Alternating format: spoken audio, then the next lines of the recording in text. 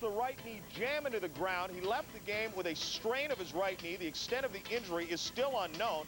It is swollen. He will not play tonight. Doctors will re-examine the knee again tomorrow and let us know whether or not Eric Davis will have to go on the disabled list. Now, on Monday, the rosters must be reduced from the current 27 to 25. The reason they were at 27, of course, was because of this season starting late. Darryl Boston of the White Sox is gone. Joe Hesketh, Greg McMurtry, Andy McGaffigan, Rafael Santana, and Jerry Reed will all be looking elsewhere. Now, some other stories we'll be following here tonight on Baseball Tonight, and some good ones. The Expos against the Houston Astros. Dennis Martinez against Jim Deshaies. John Smoltz tries to get it going for the Braves against the Mets. Cy Young Award winner Brett Saberhagen in action. And Tony Pena of the Red Sox trying to extend his hitting streak. Stay with us. Plenty of baseball still ahead here on ESPN's Baseball Tonight.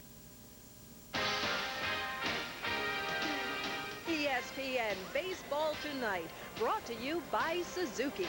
By BF Goodrich TA Tires, the athletic shoes for your car. By MasterCard, master the moment with the world's most accepted card. And by Budweiser, the king of beers. Remember, know when to say when. Last year, March shot Cincinnati Reds suffered through a nightmarish season filled with controversy. But the Reds have put 89 behind them quickly. They open the new decade with 9 straight wins. They sit atop the National League West with the best record in baseball.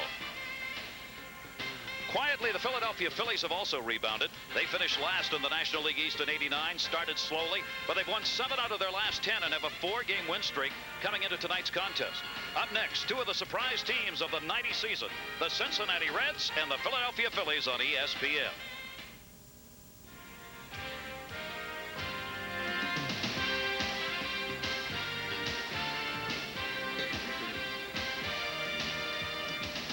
It's a beautiful night for baseball at the Vet in Philadelphia. The Cincinnati Reds and the Philadelphia Phillies. Hello, everybody. Gary Thorne and Norm Hitzges. And welcome to Philadelphia for tonight's game. For the Cincinnati Reds, a great start. 9 in a row. Does it matter? Well, people say, oh, it's early. It's never early in baseball. Every game's a September game.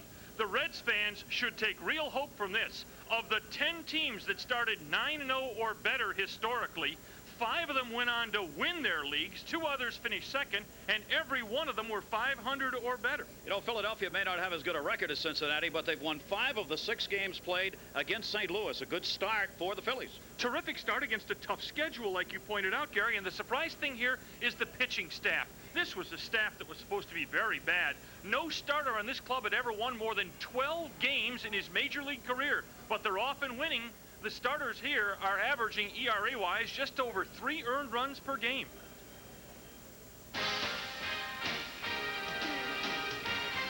The Sears diehard starting lineup for the Cincinnati Reds will have Chris Sable leading it off. He'll be at third base. Billy Hatcher starts with Davis out in center field batting second. Barry Larkin, the league's leading hitter, the shortstop, bats third. Todd Benzinger in the cleanup spot at first base. Paul O'Neill will be in right field. He'll hit fifth. Rolando Rooms in left field batting 400. He'll be followed by Joe Oliver doing the catching. Mariano Duncan in the number 8 spot at second base. And on the mound, 36-year-old right-hander Rick Mahler. Let's take a look at the defensive alignment for tonight's game. Vaughn Hayes will be playing in right field. Lenny Dykstra, the regular center fielder now for the Phillies. John Kruk will be in left field tonight. Charlie Hayes, they found a third baseman. Dickie Thorne, one of the great comeback stories in baseball, at short. Tommy Herr at second base. Ricky Jordan will play at first base. Darren Dalton will be doing the catching, and his battery mate tonight, 26-year-old left-hander Bruce Ruffin. Born in Lubbock, Texas, and honed at the University of Texas baseball program, Bruce Ruffin's had a nice start this year. The one-loss situation could be a lot better if they'd gotten him any runs. He got 1 run his first start, no runs his third start. Bruce Ruffin is a sinker ball, fastball, changeup pitcher, mostly sinkers. If the ball's in the air a lot, that's bad news for Bruce Ruffin. When he's on, he gets a lot of grounders. This is a guy who went through hell literally at the end of '88 and early '89 because he simply could not throw strikes. Drifted back to the minor leagues, worked with minor league pitching coach George Culver. He's back, he's refound the strike zone, and Bruce Ruffin's a good pitcher when he throws strikes. And he'll need to be tonight as he faces well, actually baseball, not only the league's leading hitting team, but all of baseball's leading hitting team at 314 Cincinnati. Sabo to short underneath the glove of Dickie Thorne. played by Dykstra, and that'll be a leadoff single. Chris Sabo batting .367. Coming into tonight's game, goes after the first pitch off the left-hander Ruffin, just out of the reach of Thorne, and is on with a base hit. The Reds do go up there hacking, and Spuds Sabo gets this ball under the glove of Thorne. Bet you Dickie Thorne's saying to himself right now, I should have made that play. Yeah, hard hit, but you know, that's one of those on a first ball of a ball game. Sometimes you're back on your heels in the field a bit and just not ready to play it. Billy Hatcher, let it be known, he may try and bunt to move him up. Hatcher's starting in center field with Eric Davis out of there, and there is an update, by the way, on Eric Davis, examined by the team doctor. He's got an isolated right medial collateral ligament sprain. That's he's got a bad knee, right? He's got a bad knee. Lou Piniella doesn't like it. Line to short, got two, Thorne to first, yes. Ricky Jordan, a nice pick, and Sabo is gone. This game's going to happen in a hurry. 2 down after a leadoff single. Somebody double parked here. The Reds have gone up just banging away at Ruffin. Nice play here. Thorne, who didn't get the first one, nicely done there. That's a lot tougher play than you think it is, because you ask baseball players into a man, they'll tell you the hardest ball is the line drive hit right at you. Either side, you get a read on the ball, and that's a nice play by Jordan, because that ball short hopped him at first base. Good pick at first by Jordan. 2 away, Ruffin with the bases empty, but they're tagging him. And here's the league's leading hitter. Barry Larkin is off to a magnificent start, as you can see with those numbers. For Larkin, leading, of course, not only the league and the Reds, the world right now in hitting early on. He was jammed to right center field. Dykstra moving over. Called off by Hayes. He'll make the catch. An unusual first inning for Ruffin, and one he'll take. He gives up a lot of first inning runs, but not here tonight. They'll be back. Phillies coming up.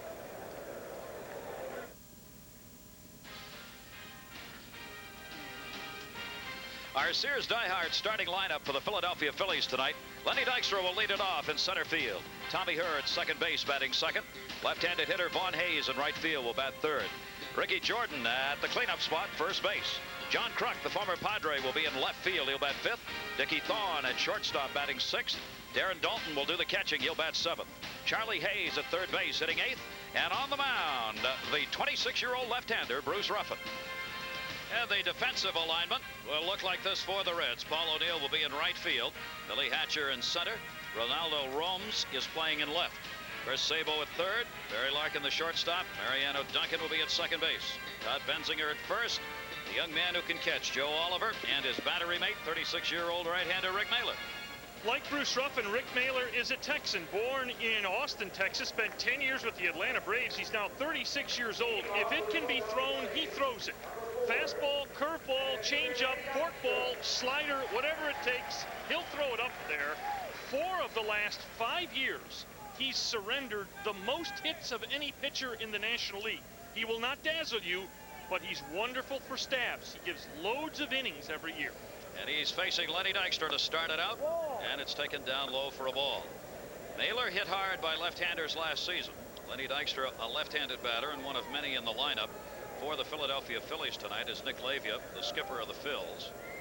Goes by the computer numbers as well. Sabo's in at third. Dykstra will try and bunt to get on. He takes that one for the strike.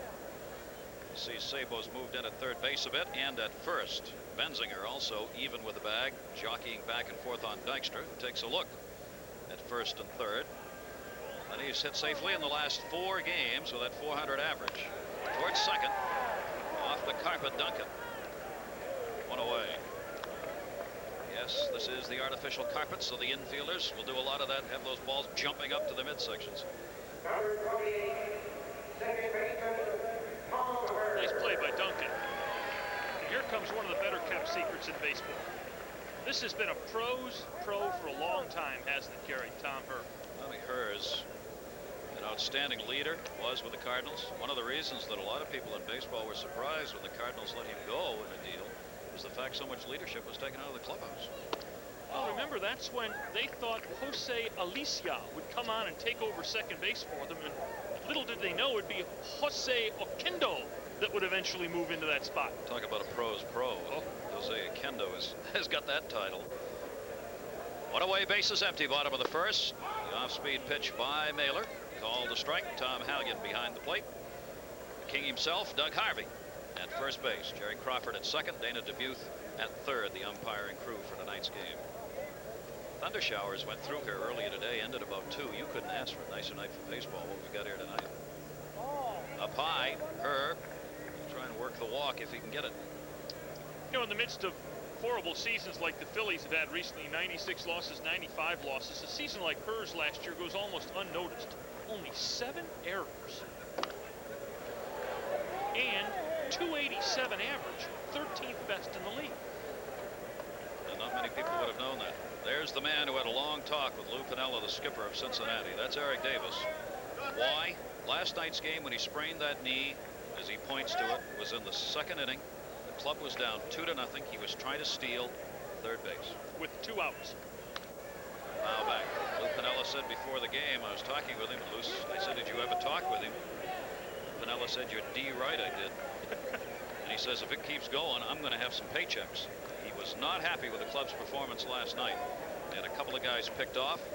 They made some base running mistakes. And they, to their credit, though, it played, he said, 10 perfect games as part of that 9-0 start. Well, sometimes when you play well like the Reds have, and then you lose a couple of games, you tend to say, oh, don't worry, we'll come out of it. And that's when a manager's got to crack the whip a little. He's got to remind you, hey, that 9-game winning streak's history, pal. Don't start giving it back now. Yep. Keep your head in the game. Naylor has a 3-2 count with 1 away. Tommy Hurd. Another chance for Duncan. 2 away. 2 down, nobody on. Hayes coming up. We're going to John Saunders. Well, Gary, at Shea Stadium, the Braves and the Mets against David Cone. 3 straight hits, including this one on the curveball by Lonnie Smith. It brings in Odubie McDowell. 1-0. The Braves take the lead. That's where it stands in the first. Back to Gary and Norm. With 2 down and the base is empty, Vaughn Hayes. And he takes the pitch down low. And yet another left-hander. You've got Dykstra, the left-hander, Kerr, the switch hitter, batting left, and Hayes, the left-hander, the top 3. Big numbers for a guy who can hit the ball. He's got power. Used to play first base. He's been moved into the outfield. And this is down low, 1-1. Not a day went by this spring without Von Hayes' name popping up somewhere in a rumor. The hottest was Von Hayes to California in a deal involving Devon White and Kirk McCaskill. But that's apparently dead. He's a valuable ball player. Well, you know, they were going to make that trade because they needed a starting pitcher, McCaskill. They felt desperate here in Philadelphia. Now they realize this isn't a bad staff, number 1, and the kids they got in the minors, the strength is in starters. Right off the end of the bat to third. Sable's going to have to hurry. Sidearms it. Good play. Got it there. That was the old knuckler, and that'll do it. A 1-2-3 inning by Mailer. We've completed 1 at the vet in Philadelphia. No score.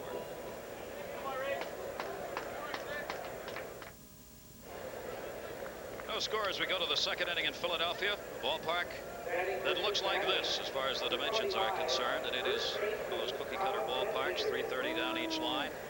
A lot of room in the outfield, big gaps, 371, made so because of that 408 to straightaway center. 128 home runs hit here last season, the 4th most at a National League park. You see that black tarp out there as the pitch is delivered in the outfield. It's a good batter's eye park. Most of the hitters say that black tarp that goes all the way around in the outfield gives the batters a good view of that white baseball. The pitcher's arm comes right out of it. Todd Benzinger takes the 2nd pitch inside, 2 balls and no strikes. Benzinger missed a good portion of spring training. He injured a hand when he was taking batting practice during the lockout, and a pitch got away from the pitching machine. Hit him on the hand. Not only one question here. You got to watch out for batting machines that can hurt you. Benzinger mighty lucky after the injury that he suffered in spring training that he was able to come right back and play. And so are the Cincinnati Reds. This guy also is a good hitter. Takes that one down low and draws a walk on 4 pitches. One question about that pitching machine. After you get hit by it, do you charge the pitching machine? Not a good idea. Not a good idea. No. That's like jamming one of those water coolers with your fist routine. That generally has a negative adverse impact. 2nd base runner for Cincinnati. They had the leadoff man on Sabo's single in the 1st. Now the walk given up by the left-hander Ruffin, and here's Paul O'Neill. Takes the pitch inside, and Ruffin's lost the strike zone. That's 5 straight, and that will bring Darren Dalton out to have a word. Well, whenever you see this, the memories go back to the Bruce Ruffin of 1988. Here was a young man, 24 years old, seemingly just about to arrive in the big leagues. And Gary, you saw him. He lost it. The last 48 innings of the year in 88, 46 innings of the year, he walked 48 and threw 9 wild pitches. He didn't know where the strike zone was. He does have that mental block problem that'll come on you all of a sudden for no particular reason, and that's when you're going to take, and that's exactly what's happening right here. That's 6 in a row he's missed, and it's 2-0 on O'Neill. Well, he went to the instructional league that year, didn't find it, went to spring training in 89, suffered the ignominy of wild pitching 4 runners around the bases in 1 spring game. Got one. Started 89 here, still couldn't find it, shuffled back to the minor leagues in his first 2 starts there. In 7 innings, 7 wild pitches, 11 walks, and a hit batter. He had lost it. And he's getting it in. He's found it again, 2 in a row in the strike zone, and he evens the count up on O'Neill. 2 balls and 2 strikes. The Reds, who like to run, have been very successful at it thus far. And you can see Benzinger taking a long look over. Third base coach Sam Perlazzo. The Cincinnati Reds giving the signs at third. Got him. Great breaking ball. That was a medium speed bender by Ruffin, who gets his first strikeout. 1 away. Ruffin is not a speedball. Back at the University of Texas, he used to get into the low 90s. Right now, if he gets in high 80s, it's his best pitch. But what he does have now that he never had as a collegiate is a lot of movement on the ball. Good sinker slider pitcher, and when he's right, he's tough. Rolando Rooms takes the pitch up high. Runner at first base and 1 out. No score. Top of the 2nd inning. Here's the man who last year suffered the ignominy of having more strikeouts than hits. Oh. 5th game that he has been in with that 400 average. He has struck out a couple of times, has not drawn a walk. But Rooms getting some hits. He's had an RBI in just 5 at-bats in the 4 games, so he's had limited time. Well, the book on him is make him bite on the breaking ball because he's death on fastballs. And fouls off the fastball up high. That's a mistake that Ruffin gets away with right there. 2-1. Yeah, Ruffin doesn't have enough heat to get away with high fastballs generally. His stuff's got to be down in the strike zone. It's got to be moving. When Bruce Ruffin's up, he's in trouble generally. Ruffin has walked 5 in the previous 3 games he's appeared in. His 1-1 record, 5 walks and 8 strikeouts. You see Dalton trying to pull that one in. Could not get home plate umpire Tom Hallion to go with it. And it's 3-1. You know, when he got back to Scranton last year and got reunited with George Culver, they started all over. They went back to the basics, literally breaking down his windup and throwing him, showing him where his release point was. Breaking ball again, and it's in there for a strike. He painted the corner with that one. 3 balls, 2 strikes, 1 away. Benzinger still on at first base after drawing the leadoff walk. Benzinger has not attempted to steal any bases for Cincinnati this season. Eric Davis has picked up 5, so has Hatcher. To third. Bobble. Hayes has got to go to first, and he better hurry. He didn't get him. That'll be an error on Charlie Hayes at third. Benzinger goes to second, and a tailor-made double play ground ball ends up with 2 on and 1 out. Well, the Reds couldn't start Benzinger because Room strikes out so much. Hayes loses the double play there and then loses it entirely here. This is something the Phillies are worried about. Charlie Hayes made 22 errors in a half a season last year and has 3 in 15 games this year. That projects to over 30 for a full season. That's not good. Not what they want at third base. Now 2 on and 1 away. Infield will play for 2 as Oliver takes the pitch down low. There you see the infield alignment. Here is an exciting young catcher. Joe Oliver, you talk to everybody around the Cincinnati clubhouse, and you talk to people around the Philadelphia clubhouse, say this kid has got a real live arm. He can really throw the baseball from behind the plate. Takes a pretty good cut right there. 1 ball, 1 strike. Catchers are such a valuable commodity in today's game. It is so difficult to find guys who can play the position completely. Nick Leyva, the coach, the skipper of the Phillies. See the numbers that he's had with a team that's been dead last for a couple of years. They're 8-6 right now. Stays off the pitch away. 2-1. Ruffin tried to get him to bite on another high fastball. One other plus of Oliver is most of the folks feel that as Joe Oliver grows up as a player, he's going to hit with power. He didn't show it in the minor leagues, 7, 8, 10 homers a year down there. I feel he's going to be a pretty decent power hitter in the big leagues. Just missed. Ruffin was real close and wanted that one and does not get it, and he's working from behind the hitters. 3-1 with 1 out and 2 on. No score in the second. But Cincinnati threatening here as they try and come back, get out of a 2-game losing streak after the 6-3 loss last night. Fourth straight man this inning. Ruffin's been behind in the count. 3-1. Runners go. Popped him up. Second base. Infield fly rule call. Tommy Herr's got it.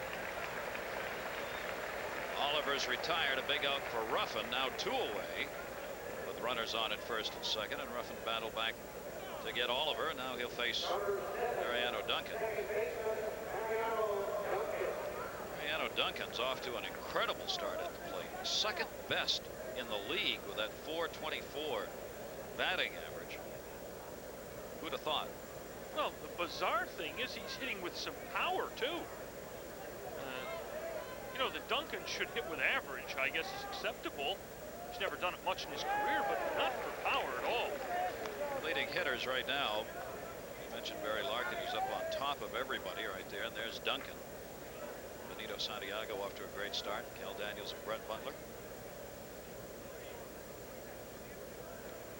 Should also mention the 3 of the top 10, because you also have Sabo who's batting 7th in the league. 3 of the top 10 in the league are on this Cincinnati team. Well, what's amazing about this Cincinnati bolt from the gate is they were getting almost nothing from Eric Davis, who's their prime player. And Davis just started showing signs of coming out of it. That's what's disturbing to the Reds about his injury. Absolutely. And disturbing to the rest of the league when he gets back. 2 on, 2 down, and he helped him out. Mariano Duncan, who's known as a free swinger, helped out relatively wild Ruffin with that cut. 1 and 2. Yeah, this pitch misses the strike zone by, maybe 2 feet. He needed a lateral for that one. Lou Piniella not real happy about that. He's got 2 on, and Duncan swinging away at Ruffin, who's been wild. Duncan, by the way, is a .235 lifetime hitter. Got a hold of that one to deep left field, turning around, going back at the wall. Kruk looking up. Goodbye, home run. Mariano Duncan, a 3-run homer, and the Reds take a 3-0 lead.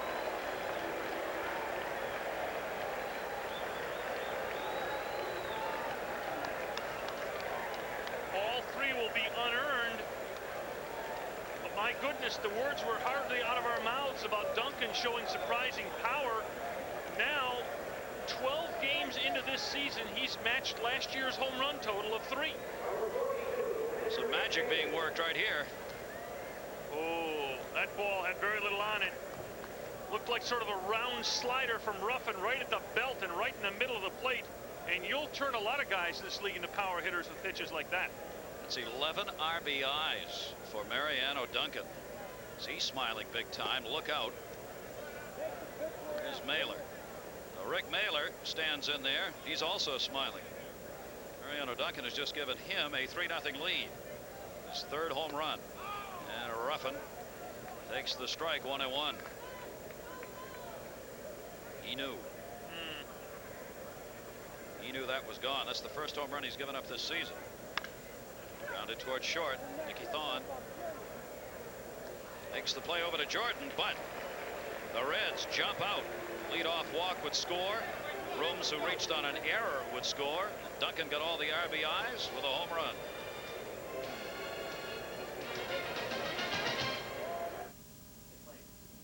At Skydome in Toronto, is anyone hotter than Kelly Gruber? Steps up. He already has 6 home runs of the year. Goes to the opposite field against Kevin Burse.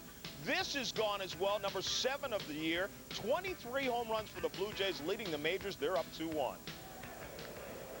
Griff had one the other night. It was off the Hard Rock Cafe. 4 levels up in Toronto off that Hard Rock Cafe glass front. I heard somebody say it was such a good home run he shouldn't have had to run it out. Just go back to the dugout. Phillies going to have to try and come from behind early in this one. He got jammed by Mailer. Easy play for Benzinger going over from first base. And that'll take care of Ricky Jordan, the cleanup batter. One away in the second. Like that ball that Denny McLain gave up to Mickey Mantle. A shot literally into the ionosphere. Mantle trots around the bases. McLain waits until the next batter steps in, and he signals to come out to the mound. And the umpire starts out. McLain meets him halfway and says, he still only gets 1 for that, right? Yeah, that's all you get. You think you deserve more when you see it go that far. John Kruk taking the pitch down low. Former Padre has found a home in the outfield here with Nick Leva's team. He's playing very well. Against Mailer, lifetime 6 for 27 with a home run off him. Not this time. Mailer's got to hurry. Got to throw right into the runner. Good play both ways. That's not the shoulder he wanted to go over. He wanted to go over the left shoulder of Kruk. He put it on the right shoulder, which makes it a little tough for Benzinger, but he hauled it in at first. Yeah, sometimes you have no choice of what you'd like to do. It's what you have to do. If Mailer tries to adjust to get a throwing angle here, there's a chance he doesn't get Kruk. Nicely done both sides of that one. And so far, there hasn't even been anything loud by the Phillies off Mailer. That will bring up Dickie Thorne. 2 down, bases empty. Mailer getting it done in a hurry.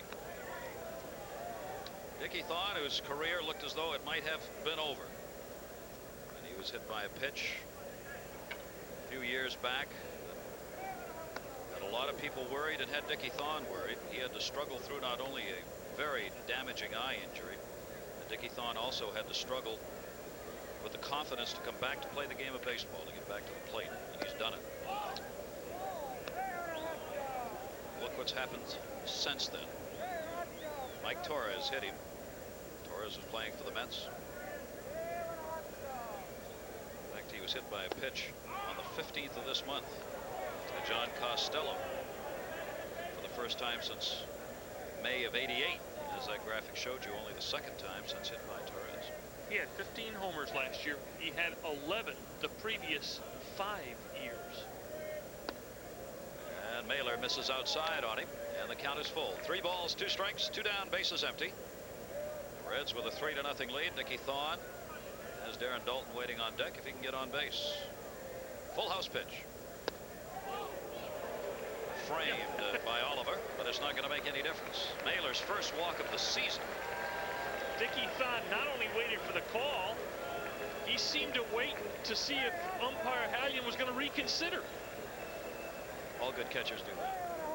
Dickie Thorne was not a good hitter doing that, though. You want to get out of there as quick as you can. Thank you, sir. Thank you, sir. I'm gone. I'm not talking to you. 2 down, Thorne at first, and here's Darren Dalton. Dalton and Steve Lake will be sharing the catching duties. Both are strong-armed catchers. At the plate, that's a little different story. Has Chris Berman nicknamed this guy yet? No. Royal? Like the China? Royal Dalton? Haven't heard that. No. Are you trying to get in on that? No, or what? just suggesting a couple for Chris in case he's watching, you know. We'll jot these down and fax them out immediately. Dalton hit only .201 last season.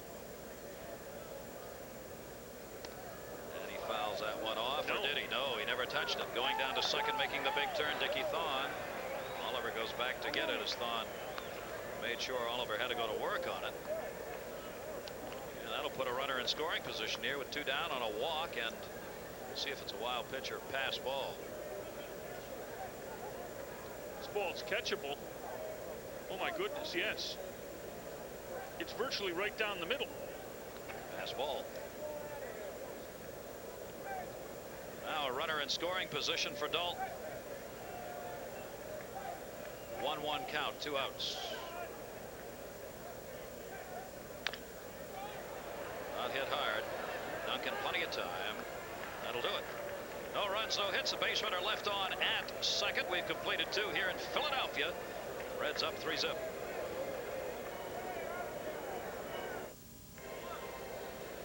Nothing here, Cincinnati. Eric Davis out of the lineup. Norm, you had a chance to talk with Lou before the game. Yeah, and Lou Piniella is obviously pretty worried about his star center fielder and cleanup hitter. How can the concerned, Norm. I really am. Doctor from the Phillies just examined him, and he thinks that it'll be a week or 10 days before we can get him back out to play, and it really hurts our situation. It's putting it mildly, huh? Yes. So Eric Davis out of there. How long, they don't know. They'll examine him again tomorrow. Bruce Ruffin goes to work. Top of the order again, Sabo, Hatcher, and Larkin. I was about to say Davis is their only legitimate power hitter, but I completely disregarded Mariano Duncan. Well, in other seasons, you would have been wholly justified in that. There you see how important he is to this team. Injury-filled season last year for Sabo and for the Reds. Cincinnati had 12 players on the DL. 2 of them went there twice. 7 of their starting 9 ended up on the disabled list. A cat, that is C-A-T, cat, just sprinted down the right field line in foul territory and ran into the Phillies dugout. That's the vet cat. That cat lives here. It's a normal occurrence. Cat lives here, stays here, has been here for years. Swung on a grounded foul, and on various occasions will come out from behind the outfield wall and make an appearance. How disturbing to the Philly fanatic that the cat has drawn more interest in the first 2 innings plus tonight than the club mascot. There was a famous, for those who follow This Week in Baseball, either on television or at the parks, there's our friend, David Raymond, the Philly fanatic. We'll see more of David tonight. Swung on, Sabo left field line, but it's a foul ball. The cat was picked up was the one where a groundskeeper came out to get it one game, and the cat just clawed the groundskeeper to death. It has made every highlight film ever, and the groundskeeper couldn't let go of it. The cat had dug right in. It had a short sleeve shirt on, dug into the groundskeeper's arms, and the cat wouldn't come off. Sabo to shallow left, and he was being played deep out there, and it'll be caught by Kruk, who's not noted as a great speedster. Sabo's gone, 1 away in the 3rd. Let's check in our Baseball Tonight studios. John? Well, Gary, the Angels and the Red Sox. Danny Heap at the plate takes this one out to right field. Bill Buckner was on first, decides to try to go to 3rd. They get him easily there. No chance to score, and it's still scoreless in the 3rd. Let's get back to Gary and Norm. It's Roger Clemens, and pray for 4 days of rain. 4-0. 3-0 here. Cincinnati leading it, and that one Hatcher really reached for. 1 down, nobody on. Besides the score, one other thing should concern Philly fans. You are not getting the ground balls you normally get off Bruce Ruffin. When he's not getting grounders, that means he doesn't have his good stuff. Fastball inside, and when he's up, he'll be tagged for the long ball. Ruffin only gave up 10 home runs all last season. He has given up the 1 here to Duncan. 3-run homer in the 2nd, which is the first of the year off Ruffin. Hatcher acquired from Pittsburgh in a deal that took place on the 3rd of this month. Or yes, 3rd of this month. It's still April. Billy Hatcher, lifetime, 263 hitter, has 30 Major League home runs. Been with Chicago and Houston, then Pittsburgh for part of last season, and now in a Cincinnati uniform.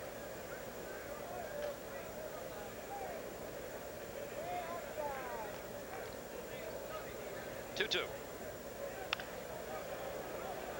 Perez at first base having to get out of the way of that one. It's a Cincinnati Red at heart. First base coach Tony Perez. The one holdover between the stats of Rose and Piniella. 2-2 the count. Boy, they tag and Ruffin. A lot of these are ending up in the seats, but they're getting around on him. He's not fooling anybody. Billy Hatcher has one strange hitting style. He picks up the back foot and sort of throws himself into the strike zone.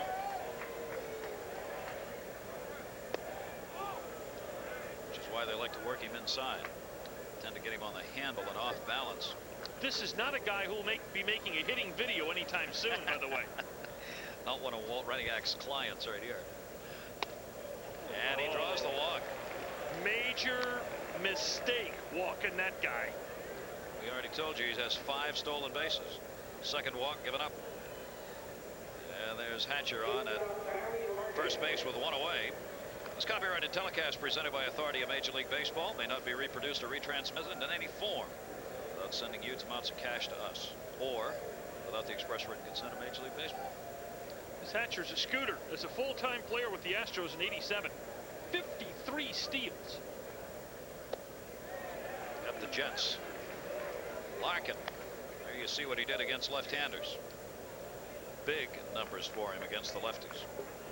This was part of the injury barrage last year to the Reds. Just felt his arm pop at a skills competition at the All-Star game. Ironically, you know, the big number he has against left-handers, but he's only hit 167 lifetime against Ruffin, with a good number of at-bats. Runner at first, 3-0 Reds lead. Trying to add to it against Ruffin here in the third. Larkin went on the disabled list last year, July 11th. That was part of a 28-day period in which the Reds put 6 star players on the DL in 28 days. Larkin, Sabo, O'Neill, Rijo, Danny Jackson, and Rob Dibble. In 28 days, they lost all 6 of them. We talk about an injury-filled season. Right field, going the other way with it, Hayes. Runner will play it halfway. Hayes puts it away, and Hatcher will go back to first base, and there are 2 down. You know, the bizarre thing about the blight of injuries that hit the Reds last year, 14 times they placed players on the disabled list, 12 different players is. Injuries will usually strike a broad range of your players. Not with the Reds. Injuries struck only the stars. That's true. Jackson, Rio, Larkin, Sabo, Davis, right down the list. Their best players got hurt. So an interesting number today in one of the Philadelphia papers. Cincinnati subs had 43% of the playing time on the whole season. I mean, that is a phenomenal number. 43% of your days on the field being played by people who you wanted on the bench. It's one of the reasons Cincinnati had a long season. 2 down here. 1-0 count on Benzinger, the cleanup batter. Well, and let's face it, with no knock on any particular player, there are reasons why guys spend time on the bench. And the reasons become evident when they spend a lot of time on the field. That's generally true, isn't it? Todd Benzinger, a switch hitter. It's the left-hander's pitch outside. And you know, they were playing well last year when they got hurt. Early June, mid-June, they were playing nicely. 10-11 games above 500. Then they lost 31 of 41, mixing in, of course, the Pete Rose Ringling Brothers circus that played in Cincinnati for months last year. It's not a comforting year for the Reds. Hope to reverse that. They're 2 games up in the division right now with that 9-2 early mark. Runner at first here with 2 out, a 3-1 count. Runner goes, hit and run was on. He tried to slam it to right. Couldn't get it between the white lines though, and that'll send Hatcher back over to first base. Benzinger's batting .438 right and .250 left. He's had 1 home run that's come off the right side of the plate where he is right now. So much bigger numbers batting right-handed than left-handed thus far this year. If Benzinger gets a single here, the Phillies better hustle because Hatcher could come all the way from first. Full count, he's running to short. That's a base hit. Played by Kruk, going over to third. Hatcher. Kruk's thrown to third base. Not in time. Good base running. Billy Hatcher, who was off on the 3-2 pitch with 2 down, made it work as he gets the extra base, and Benzinger has been on twice with a walk and a single. The Reds trying to mount a 2-out rally, have him on at first and third base. Kruk played this ball as well as he could play it, and the throw's on the money, but Hatcher just simply outruns the play here. And he can do that. He's got a great set of wheels. This has been a struggle for Ruffin. Cincinnati already leading 3-0. That's the 3rd hit. All the runs unearned in the 2nd inning. Off-speed breaking ball right there. Strike 1. Nicely done there.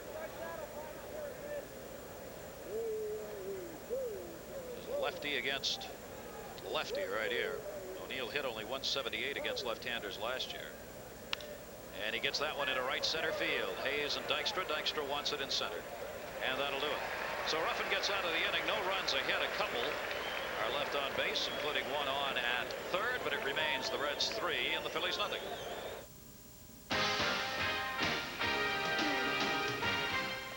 ESPN Baseball Tonight, brought to you by Subaru. We built our reputation by building a better car. And by Franklin, the batting glove that's a hit with the best in baseball. Charlie Hayes leading it off, batting eighth. Hayes, Ruffin in the top of the order. Lenny Dykstra for the Phillies, trailing here 3-0. Hayes looking for his first hit against Rick Mailer. He's only faced him a couple times in his young career. We gave you the bad news on Charlie Hayes when he made the error in the second inning. 22 errors in half a season last year. The good news, 43 runs batted in that half a season. What big shoes to fill.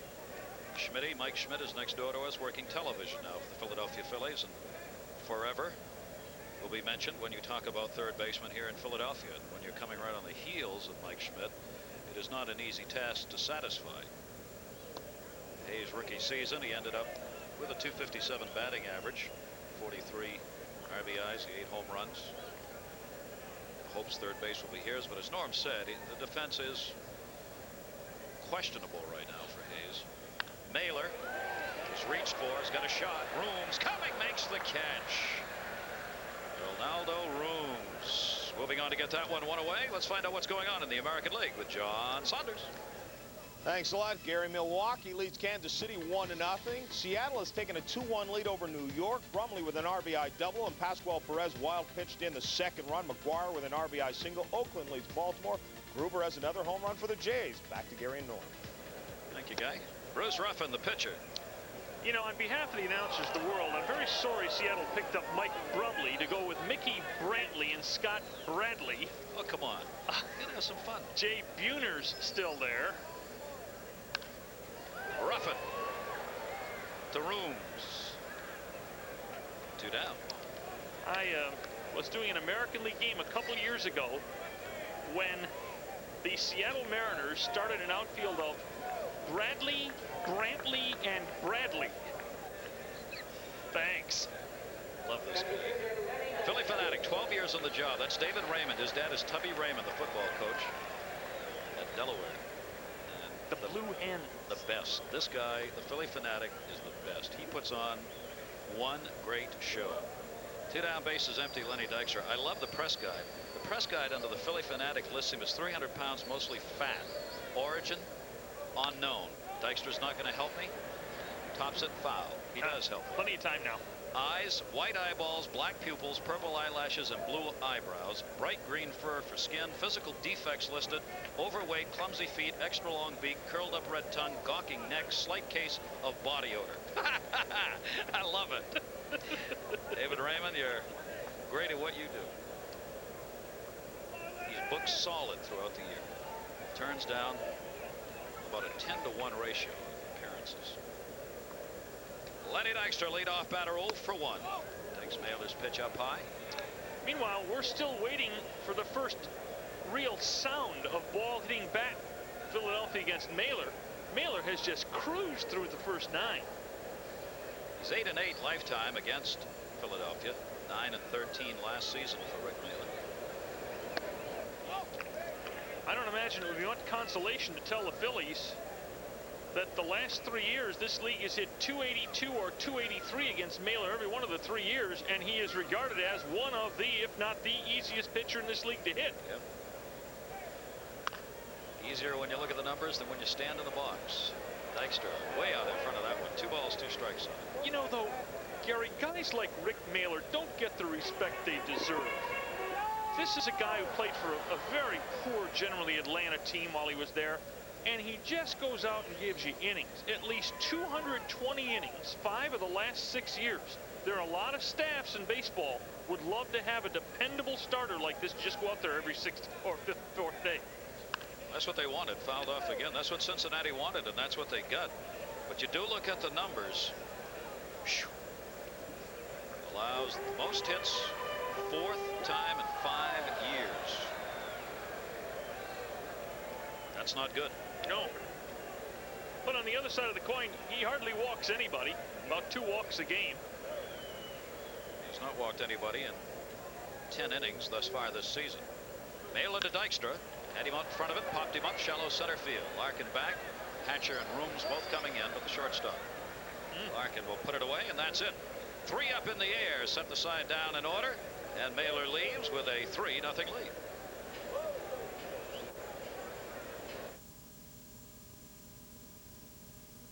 At Shea Stadium in New York, the Mets hosting the Atlanta Braves. The Braves have taken a 2-0 lead, but Kevin Elster takes care of that. Sends this one to the gap in right center field.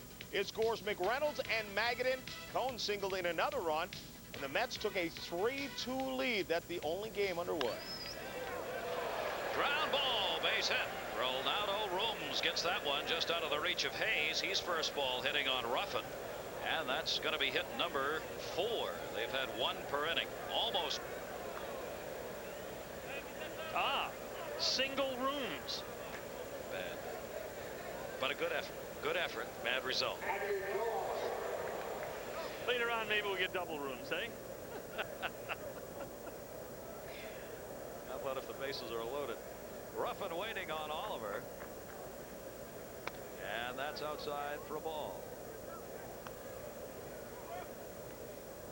Big numbers for him against the left-hander. Checking with Sam Perlaza at third here. Leadoff man on. Ruffin's just had to work under the worst conditions. Leadoff man's been on 3 of the 4 innings now. Wrapped foul. Just out in front of it. You know, normally you'd say about a guy like Ruffin, you'd use the old cliche, he's dodging the raindrops. This guy's dodging thunderstorms. He's had a lot of balls hard hit. And the funny thing is, if Charlie Hayes had made the play on a ground ball to third, he wouldn't have any runs on the board against him right now. That's what's really tough. 3 unearned runs scored in the second inning. 1 away, what should have been a double play. Rooms reached on the error. Hayes committed at third, and then an out later. Mariano Duncan delivered his 3rd home run of the season. First base, Rooms being held by Ricky Jordan. There he goes. Hit and run. Right field. Vaughn Hayes. Runner plays it halfway. 1 away on the fly ball out by Oliver. You know, as major league teams search for pitching, they can only drool at the staff that Bruce Ruffin was a part of at the University of Texas. He was on the College World Champion team in '83 and the runner-up for the College World Championship in '84 and '85. Check out this staff. Bruce Ruffin, Roger Clemens, Greg Swindell, Calvin Schiraldi, and current NL ERA leader Dennis Cook. The best college staff there has ever been. Wow.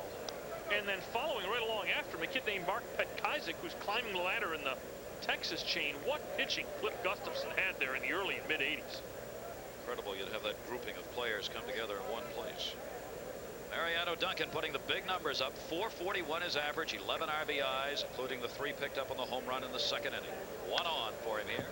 Outside of first, and the count goes to 2 strikes with 1 out. Let me ask you this, Gary. If you simply took those 5 people and gave them to one major league team now, how many starting staffs would be better than Clemens, Swindell, Ruffin, Cook, and Schiraldi in the major leagues? Maybe a couple, maybe. Yeah, Oakland, Kansas City, but once you get past the Mets, once you get past the teams that are totally pitching rich. And there aren't many. Yes. Ever. Good fastball, and he's out of there. Hallion yanking him with the arm. That's as hard as he's thrown a pitch. Ruffin on the inside corner, 2 down. Duncan takes the K. The one thing that the Philly fans can take hope in the performance of Bruce Ruffin, and that the Reds should maybe be a little disturbed by, is Reds have had lots of big chances to get a lot of runs off Ruffin. They haven't so far. They're only up 3, and Ruffin is showing a little bit in the way of signs of settling into the game. Rick Naylor with 2 down, and Rooms on at first. Popped him up again to shallow right. Hayes again looking for the second putout of the inning. No runs, a base hit, and a base runner left on. 3 stranded by Cincinnati so far, only 1 by the Phillies. Reds up 3-0. At Shea Stadium, the Mets and the Braves. The Mets had just taken the lead 3-2 in the second. David Cone pitching to Lonnie Smith. Smith takes this one back out of there to even the score up at 3-3 in the third. Let's get it back to Gary and Norm. Mets have an ERA as a team 3.28 coming into the game. The New York Mets are batting .218. Only Atlanta has a lower batting average. Can you believe that? They're struggling at Shea Stadium. Strike called as we go to the Philadelphia half of the fourth inning. Tommy Hurd. The ground ball out his first time up. 306 average as he stands in right now. Not much difference which side they come from. Naylor. Trouble if it's fair. It is. It's trouble into the corner. And it'll be a ground rule double as it hops the short fence. Tommy Hurd leading off the fourth inning with the first hit off Rick Naylor, a bloop double. Yeah, this isn't exactly a wall rattler that Hurd just got off. He sort of dunks this ball on the left field line, but it's a start for the Phillies, who haven't even nibbled on Naylor. They haven't forced him to throw a pitch under pressure in the first 3 innings of this game. Now, here's where Nick Leyba really believes in Herzog-type baseball. Move the runner. Move the man off the plate. Naylor getting Vaughn Hayes off there. Ball one. You want a bunt here? No. Hayes is a good enough player, though, that Hayes knows he's got to pull this baseball. It's pretty easy for him to do. He likes to pull the ball.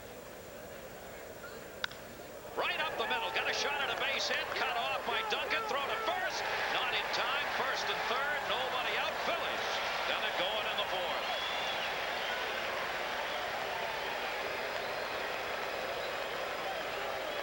Again, not hard hit. A basic seeing eye ground ball that hops the pitcher. Your artificial turf base hit here. Duncan with a strong play, and he nearly gets Hayes, who runs well. That's as well as Mariano Duncan can play that ball. So Philadelphia threatening to get back in against Rick Naylor. Their second hit back-to-back, double and a single here in the fourth inning. And a red-hot Ricky Jordan. 9 hits in his last 20 at-bats. Jordan hitting at .283. Slow start for him, but he's really picked it up. Look at that wide stance. Strike on the outside corner. He's about as wide as you'll see anybody stand at the plate. He's got those feet, the back and the front. Watching when he steps in there. Not going to be much movement of the front foot. He'll be transferring weight just by going back and forth. There can't. If he takes much of a stride forward, we're talking double hernia here.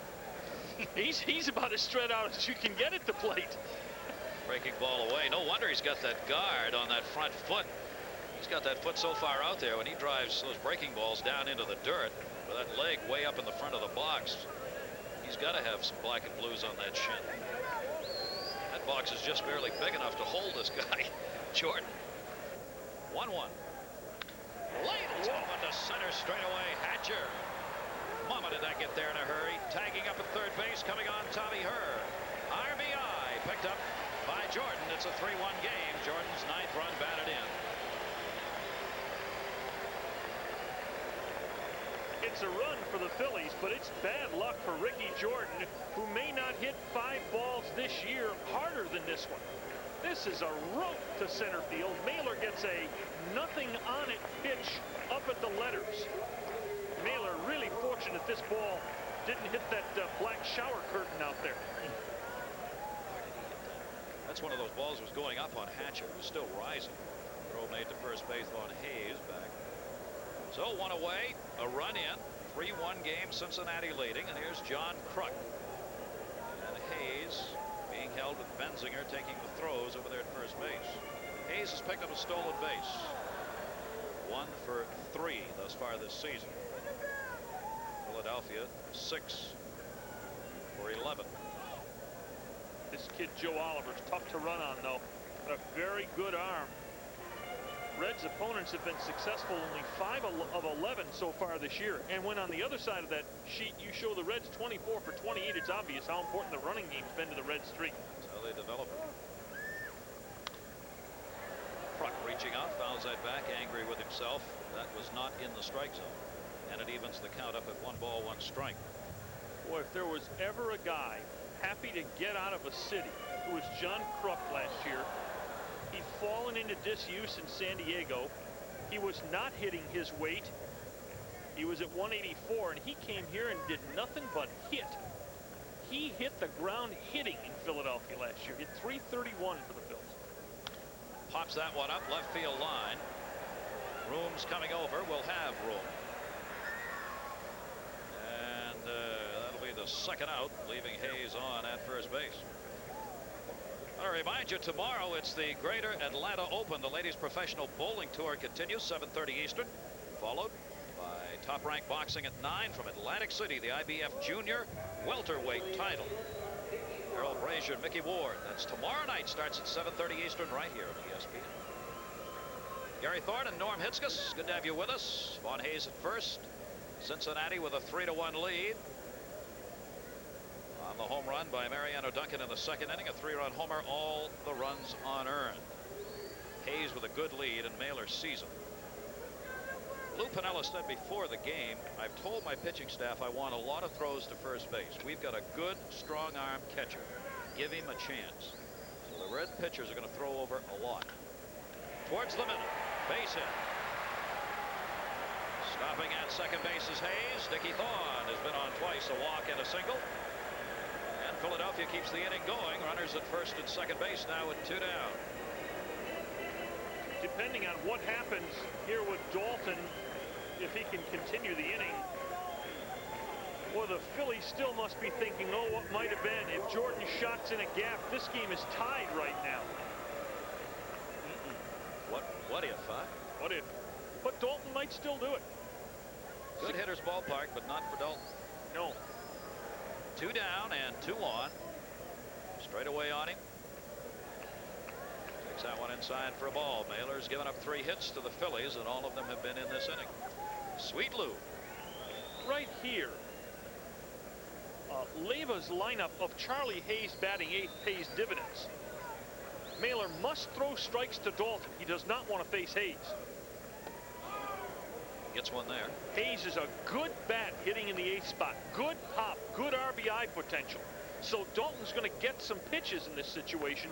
You wouldn't normally think a guy down near the tail of the end of the lineup would get in a 3-1 game, 2 on, 2 outs.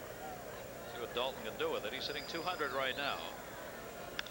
Down the left field line, that's going to be trouble. Rose making the charge, is not going to get there. Fair ball. It'll hop off the top of the wall. Hayes has scored. Second run coming to the plate. Dickie Thorne, the relay throw to the plate, and he is safe. Ball's lost. Over to third base goes Dalton. And the Phillies have tied this game. A 2 RBI double by Darren Dalton takes third on the throw to the plate.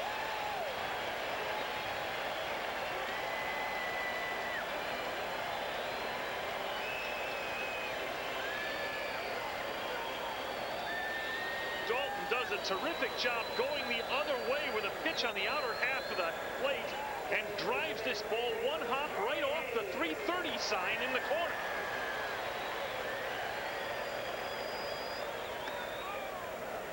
And the strike taken by Hayes. You know, the throw by Larkin was a dandy, and if Oliver controls it, Thon's out at the plate. They have not charged an error. I agree with you if he hangs on to the ball, but it's a tough play. Always for the catcher that way. That one blooped down the right field line. Benzinger, the first base, foul territory. And Hayes is out of there, but 7 come to the plate for the Philadelphia Phillies as they pick up the 3 runs. All of their hits coming in that inning. Tied it up. At Fenway Park in Boston, one of the more interesting plays of the year and frightening as well. Bill Buckner at the plate takes Kirk McCaskill out to right field. Watch Claudell Washington, the right fielder, running after the ball, goes full tilt into the padding, over into the stands as the ball lays around there. Washington is lying down injured. Buckner has an inside the park home run. Claudell Washington lay there for about 5 minutes, finally did get up. He is okay, apparently. We'll let you know later. Let's get back to Gary and Norm. Chris Sabo, first ball, hitting down to third. Too hot for Charlie Hayes to handle. They've given a base hit to Sabo, so he's 2 for 3 now. And Cincinnati's got the leadoff man on in the 5th inning. In the interest of the baseball fans around America, I hope John Saunders gets us a time for Buckner rounding the bases there. You wanted a stopwatch on that? Bunted, and a beauty. Hayes barehanded. That's That's a major league play. He didn't get him. Wouldn't have had him anyway. The ball was dropped by Jordan, but Doug Harvey said he was safe. Sabo stops at second base. And Harvey had already made the safe sign, so that's going to be an infield single for Billy Hatcher. Here's the red speed coming to play again. Hatcher, who can really zip. Terrific play, Charlie Hayes. Yeah, he had beaten the throw. And Cincinnati in a 3-3 ball game with 6 hits now, adding 2 more this inning off Ruffin, who continues to struggle. People getting on base, leadoff man on for the 5 innings. He's got 2 on here with nobody out, and the league's leading hitter standing in. But would you bunt here? No. Hayes is playing it back. He better be careful. If he plays it, he's even with the bag right now. Larkin may try to beat one out for a base hit on him. Takes that one down low. Larkin, who hit .299 with runners in scoring position last season, has 11 RBIs, leading Cincinnati Reds in runs batted in, along with that big average he's got. 1-0 the count. Ruffin ladle to center again, but right at Dykstra, tagging up at second base. Sabo will go. Dykstra's throw cut off. Good heads-up base running. Chris Sabo, the Bulldog, goes from second to third on a line drive to straightaway center field, really, but Dykstra had no play on him. It was cut off by Dickie Thorne. 1 away, first and third now for the cleanup batter Todd Benzinger. Hatcher stayed at first.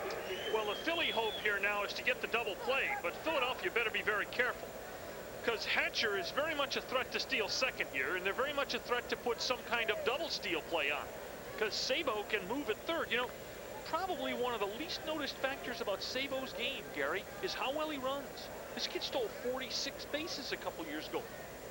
He's a great ball player, real hustler. Blocked. Dalton keeps it in front of him. So Pinella's got some room here. And Benzinger looking at third at Sam Perlazo as though he's not quite sure what the sign is, so Perlazo's going through it again. Here's an action pitch for the Reds.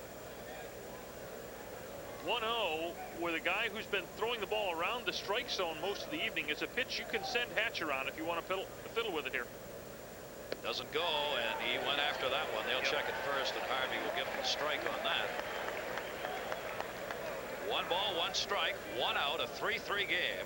Lou Piniella hiding in the corner there to give his signs. Relaying them out to third. Hatcher's not been thrown out this season. He's 5 for 5 stealing bases. He won't have to this time. RBI base hit. Todd Benzinger going over to third base. Vaughn Hayes making the throw on Hatcher. Not in time. Ruffin banking it up. And down to second base goes Benzinger. And the Reds go back on top 4-3, and they continue to slice and dice Bruce Ruffin.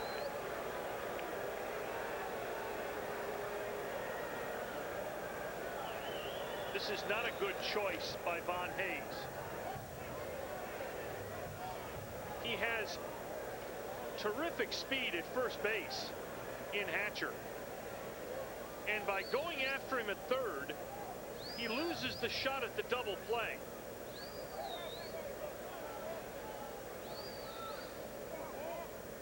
And that, fortunately, there would have been another run. Tell you what, that wasn't a bad throw. Charlie Hayes just didn't handle it on 1 hop. He's struggling at third base today. He really is. 2 in scoring position now, and here's O'Neill, Paul O'Neill. Ruffin gets it in for the strike. So Benzinger is having a big night. Todd Benzinger's had 2 singles, a run scored, because he walked in the second. He's been on all 3 times he's been to the plate. He's at second base. Hatcher's at third. And O'Neill, who's hitting .262, looking for a couple of runs batted in right here. Up the middle, he's going to get him. Clean base hit. That'll bring home 2. Hatcher scores. Benzinger comes in. Throw comes to second base. 2 RBIs for O'Neill. And the Reds have picked up 3 runs here in the 5th and lead it 6-3.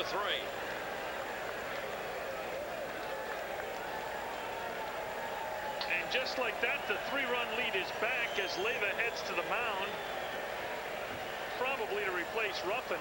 To give you an idea of how potent these Reds have been offensively, realize that O'Neill, who entered the game hitting .275, was the 8th best hitter in this starting lineup at game time. 8th best at 275 for the year. Ackersfield and Carmen have both been warming up, so if Leyva wants to make the move, and he does, he can make it right here. This has just been a very tough night for Bruce Ruffin, the left-hander, who came in 1-1 on the season. He's going to be out of the game after his teammates got him back into it. In the bottom half of the 4th inning, he could not hold the Cincinnati Reds. RBI single by Benzinger, and the 2 RBIs picked up by O'Neill. He's gone. We've got a change in pitchers. We'll tell you about it when we come back with the Red Zone. Ackerfeld, purchased from the Rangers on the 31st of March this spring, has had terrible control problems in the 2 1/3 innings he's pitched so far. When he's right, he throws a heavy fastball, hard sinker, low in the strike zone. He's a former University of Arkansas linebacker, and in his 8-year pro career has been the property of 5 different players. Herm Winningham is the pinch hitter for Romes, who was out of there, who had a single and reached on an error, so not a bad night for him. But Winningham, left-handed hitter, facing the right-hander with a runner at first base. That's O'Neill. He'll draw the throw from Ackerfelds.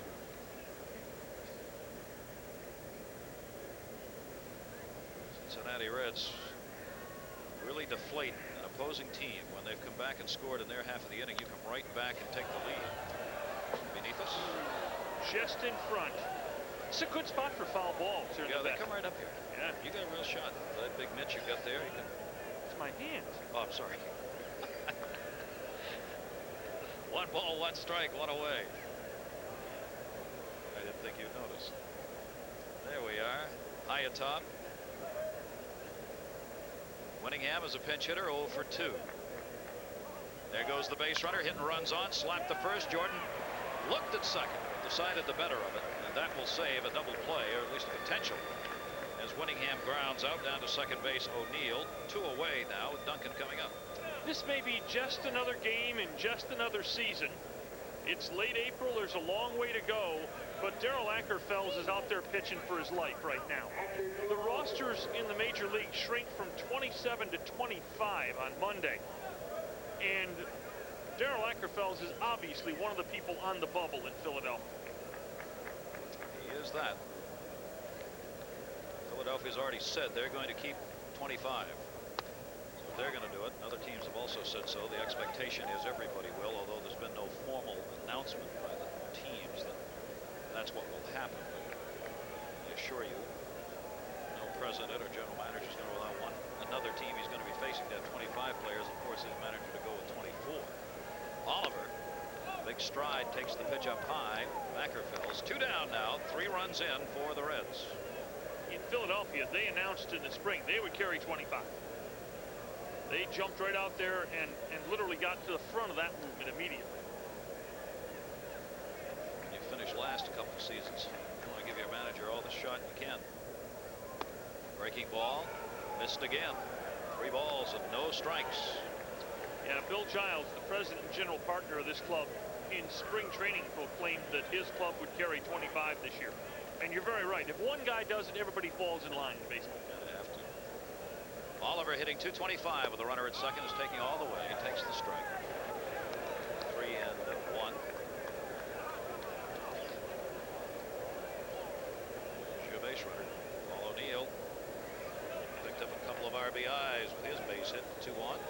O'Neill now has driven in 12. And there's a base hit to right field. Off and flying O'Neill. Played by Hayes. The throw coming to the plate. And he went in standing up. Made it a close play. But it's an RBI on the base hit by Oliver. And it is a 7-3 Cincinnati lead. 2 out hitting.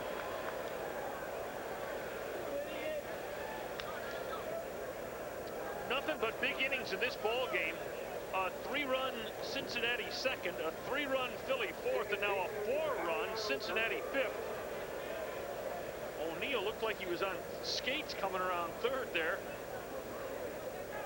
And catcher Dalton deked him pretty well. I don't know where Duncan, the on-deck batter, was. He didn't give the sign to slide. That's where it's going to come from. 4 runs in now for the Reds. There's Mariano Duncan, 3rd home run, 2nd inning, 3 RBIs unearned. 7-3, 9 hits now for the Reds. Towering pop-up down the right field line. Vaughn Hayes having trouble with it. Oof. Ball with not a lot of wind here was carrying over towards the stands. 8 came to the plate for Cincinnati. They jumped for 4 more and have the big lead. Billy Hatcher has started in center field for the Reds, has moved over to left field now. And Herm Winningcam, who came on a pinch hit in that last half inning, stays in and will play center.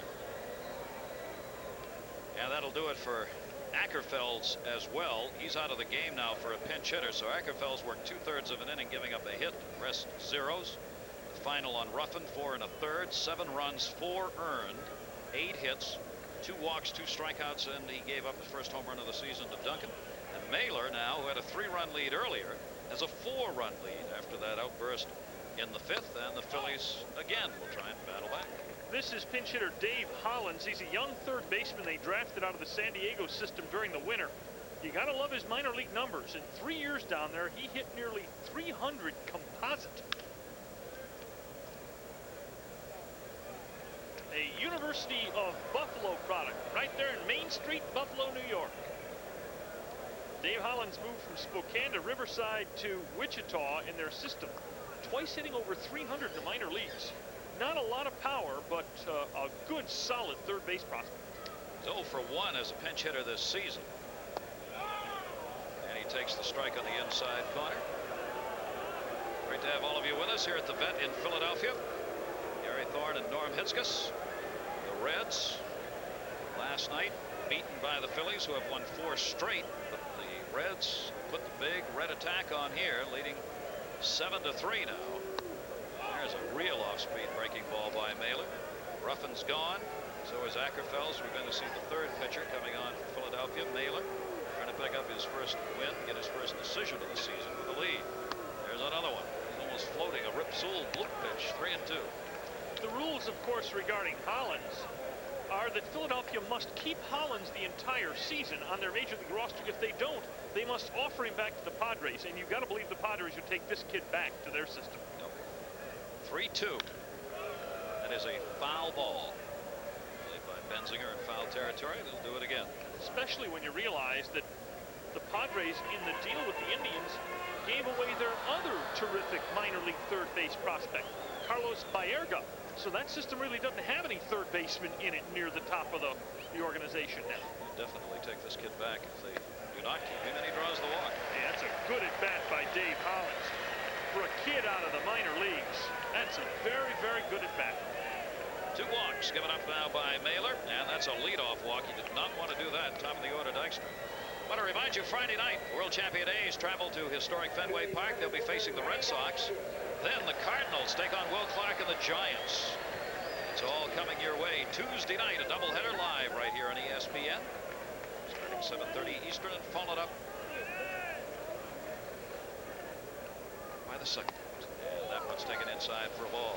Tell you what's got to be bothering Mailer. He needs to complete this inning to qualify for a win.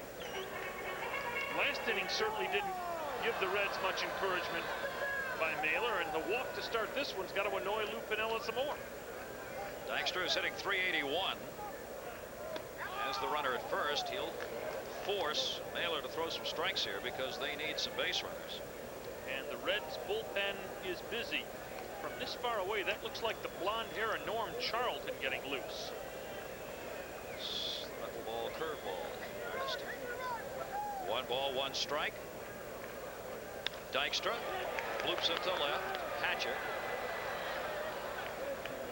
Dykstra retired, 1 away. Let's check in with our Baseball Tonight studio and see what's going on, John Saunders. Well, former Met Keith Hernandez against the son of Mets pitching coach Mel Stottlemyre. That would be Todd. Todd Stottlemyre to Keith Hernandez, a 2-run home run, which ties the game at 3-3. Right now, the Jays are up 4-3. That's the first in the American League for Keith. Back to you. It's going to be interesting to see. Keith got the big money, and Hernandez, they expect some leadership from him there. There's Sharp warming up. One out. Runner at first base for Tommy Herr. Scored a run in the fourth. By the end of this year, Charlton's got a chance to be a changed person, because he's hanging around with Rob Dibble and Randy Myers in their bullpen. They were palling around just before the game. Great crew. Crazy, but great. By the way, before the game, we may have had the all-time record for goofy relievers talking set in baseball as Tug McGraw interviewed Randy Myers and Rob Dibble. They brought Tug out to throw BP today, the Phillies did. He threw a couple that broke still. Oh, he can throw hard. In fact, Larry Bowa, one of the coaches of the Phillies, had to get him to slow down. That one towards second base. Duncan to short. One. Larkin to first. And they've got the double play. Tommy Herr. He won't do that very often. Hits into the double play. So only three come up. The leadoff walk goes by the boards.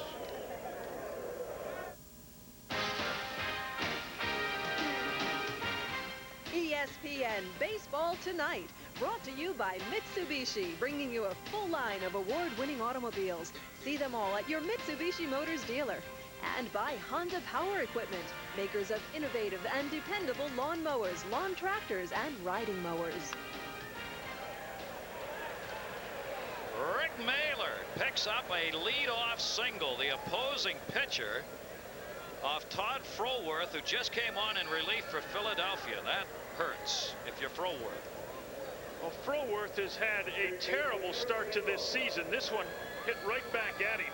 That's the 9th man Todd Froworth has faced this year in 5 appearances. He's gotten 2 of the 9 men out. 3 hits and 4 walks to the 9 men he's faced. We talked about Ackerfeld's being on the bubble. Here is bubble resident number 2. 26-year-old right-hander Todd Froworth. That's 10 hits now for the Reds, and for Mailer, his 100th career hit. Froworth's got some big numbers, and he doesn't want them as he faces Chris Sabo. Mailer's 1 for 6 now this season, and had 98 hits with a 184 batting average coming into the year. So congratulations to Rick Mailer on his 100th major league hit. Nobody got the ball. 3 balls and no strikes. Froworth has spent parts of the last 3 seasons with the Phillies, bouncing back between Philadelphia, Reading, Maine, and Scranton. Former 13th round pick of this club. Ooh, and things just get worse for Todd Froworth, as now he's faced 10 men this season and given up 3 hits and 5 walks, and we may get to see that whole Philadelphia staff tonight. Nick Leva's on his way out to talk with this middle reliever. The Phillies bullpen has been exceptional thus far this season. Roger McDowell has picked up 5 saves coming on in the late innings. They've been able to get it done. Don Carmen, the 2nd time that he's been up and throwing, and looks as though he may get some work in here. A 7-3 game with Cincinnati on top. Knowles, pitching coach, is out there talking to Froworth. Let's check in with John Saunders. Well, Gary, let's check around the rest of the National League. The Braves now leading the Mets 5-3. Montreal and Houston just getting underway. You can see the rest of this game starting at 10:05 or 10:35 right now. Let's get it back to Veterans Stadium in Philadelphia. The Cincinnati team just exploding for hits this year. And they're trying to move a couple up. Throw down by Dalton, and a save made. Whoa. Thorne had to go way up in the air to haul that in on the pickoff attempt at second base on Rick Mailer. Rick Mailer was so dead at second base. Oh my, Mailer had wandered off, and a good throw, and Mailer is a dead pigeon. Well, he doesn't get on that much. I mean, he's true. He's just watching the game out there at second base. A 1-0 count, bunting again, and a good one by Hatcher. They'll go to third, and he got it. Mailer, it was a decent bunt. Mailer, without any speed, has taken out the lead runner. Getting over, and Froworth throws sidearm even to third base. Now Sabo's at second, and Hatcher's on at first. This is not Ben Johnson. But again, Hatcher Hatcher's got to make the third baseman feel that ball. We can laugh all we want about Mailer, but Hatcher didn't do his job there. No. You've got to force Hayes to feel that bunt. Give Froworth a little credit, though. He got off the mound in a hurry on that. Hatcher had shown bunt the first time, and Froworth was breaking to third. Pickoff on Sabo. He threw it into center field. Sabo's on his way to third base. Dykstra will make the throw to second. No play anywhere. That's a big play right there. That puts two in scoring position on the error on the throw. And the Phillies not playing a strong defensive game here tonight. Froworth's terrible throw. My goodness. This ball isn't even close. That throw to second base is a good 10 feet from where it should be. And now, see, now you've got to put another man on in this situation. You've got to play it this way and take your chances with Benzinger, who, thank you very much, has been red hot this evening. They're going to give the intentional pass to the number 3 hitter, the league's leading hitter, Larkin.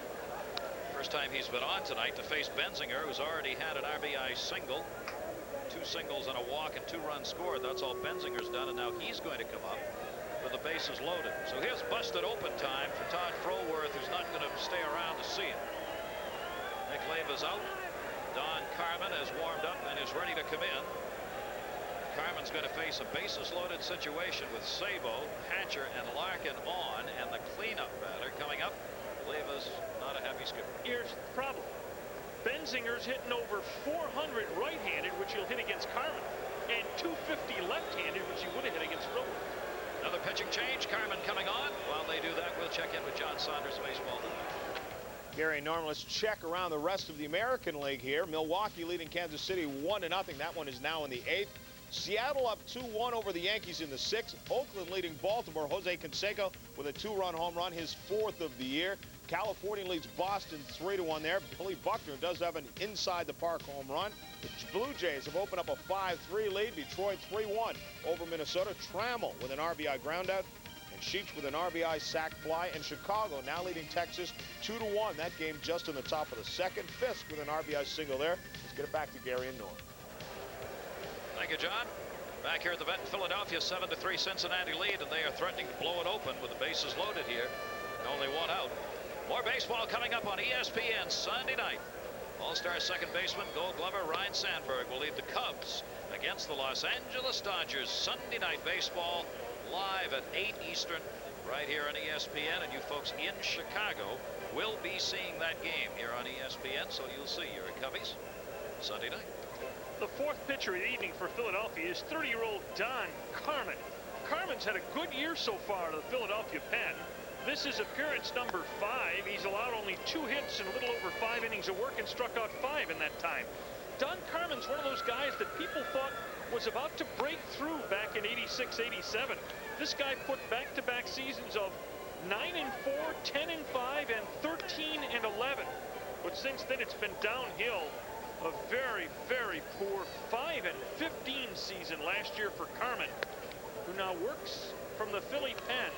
This is a guy that a lot of teams were interested in over the winter, because a lot of people feel this is a left-hander that if you could straighten him out, it's a good pitcher. He's going to need to be good right here.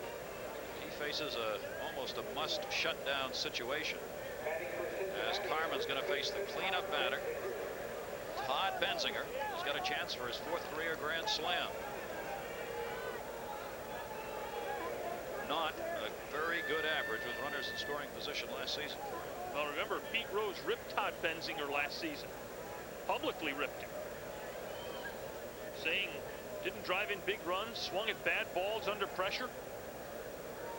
He's hitting .357 right now as he stands in. 1 home run, 6 RBIs, bases loaded, 1 down. Carmen gets the pitch in for a strike. And again, this move of Philadelphia from a right-hander to a left-hander moves Benzinger, a switch hitter, back over to his by far strongest side. Benzinger back to the right side here. Cincinnati 10 hits, 7 runs. Dalton scoops. 1 ball, 1 strike. For the Reds now, this ball club, which has been so tough offensively, they're They're just picking up 10 hits or more in 10 of their last 12 games.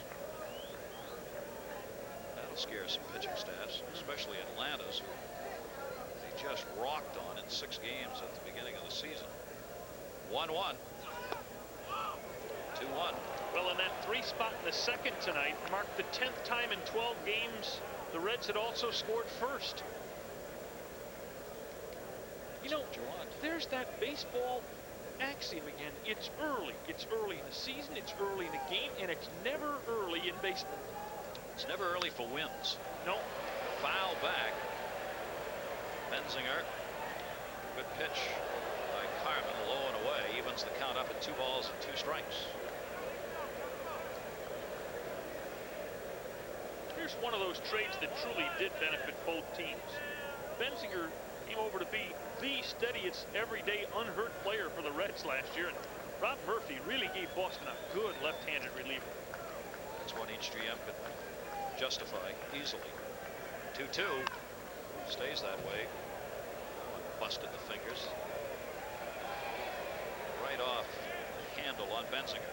Bases are loaded. Sabo's on at third, Hatcher at second, Larkin at first. Froworth, a third of an inning, gave up 2 walks and a hit, including one to the pitcher Mailer, who started it out. All those runners, Froworth's responsibility. Carmen, 2-2. Got him to chop. He protects the plate. By the way, again, let us update you on Froworth for the season on the numbers. He's now faced 12 hitters this season and gotten 3 of them out. And the one he got out tonight, the batter was giving himself up, attempting to make an out. He's not going to be real anxious on the roster reduction coming up. 2-2. 3 times now. Carmen's delivered a good pitch 3 times. Benzinger has fought it off. Real battle going right here. Well, this is the pitch that the pitcher feels some pressure and the hitter doesn't in this situation. A pitcher does not want to go 3-2 here. You don't want to have to make that pitch. No, you don't want to have to make the pitch in the strike zone. So they'll do it again. 2-2. We'll do it again. 2-2.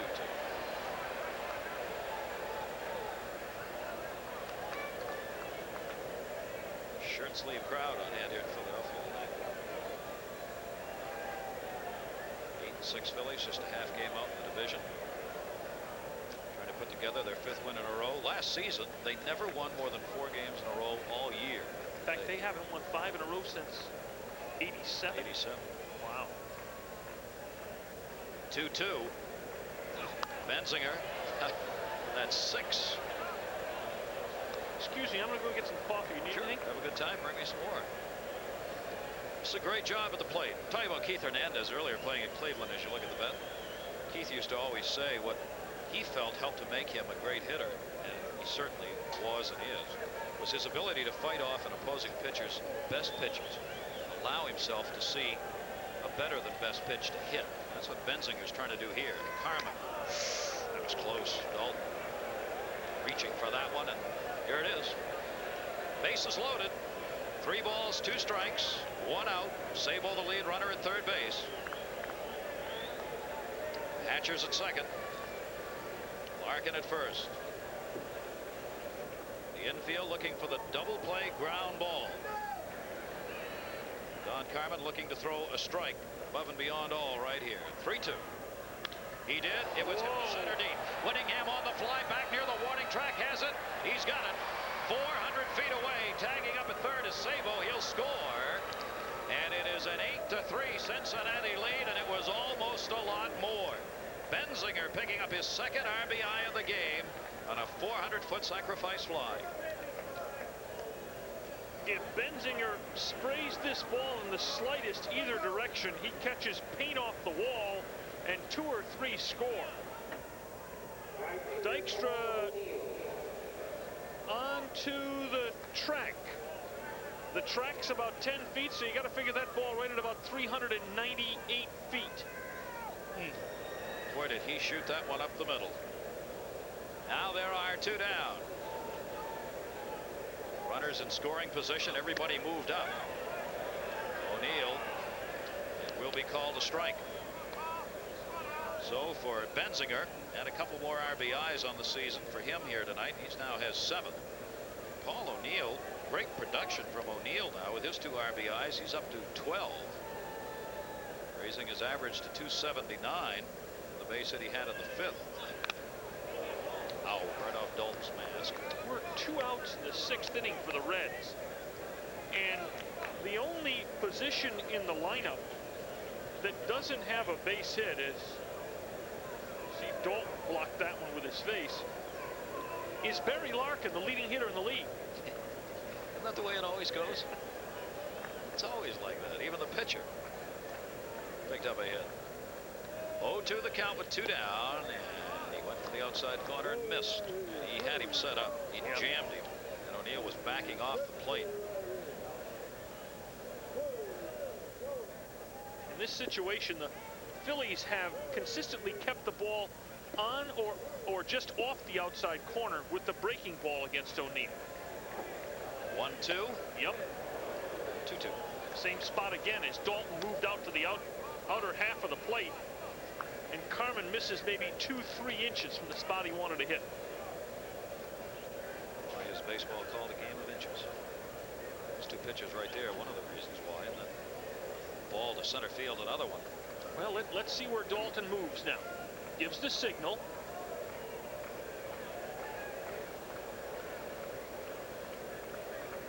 Moves outer half again. 2-2 again. Ooh, got him that time.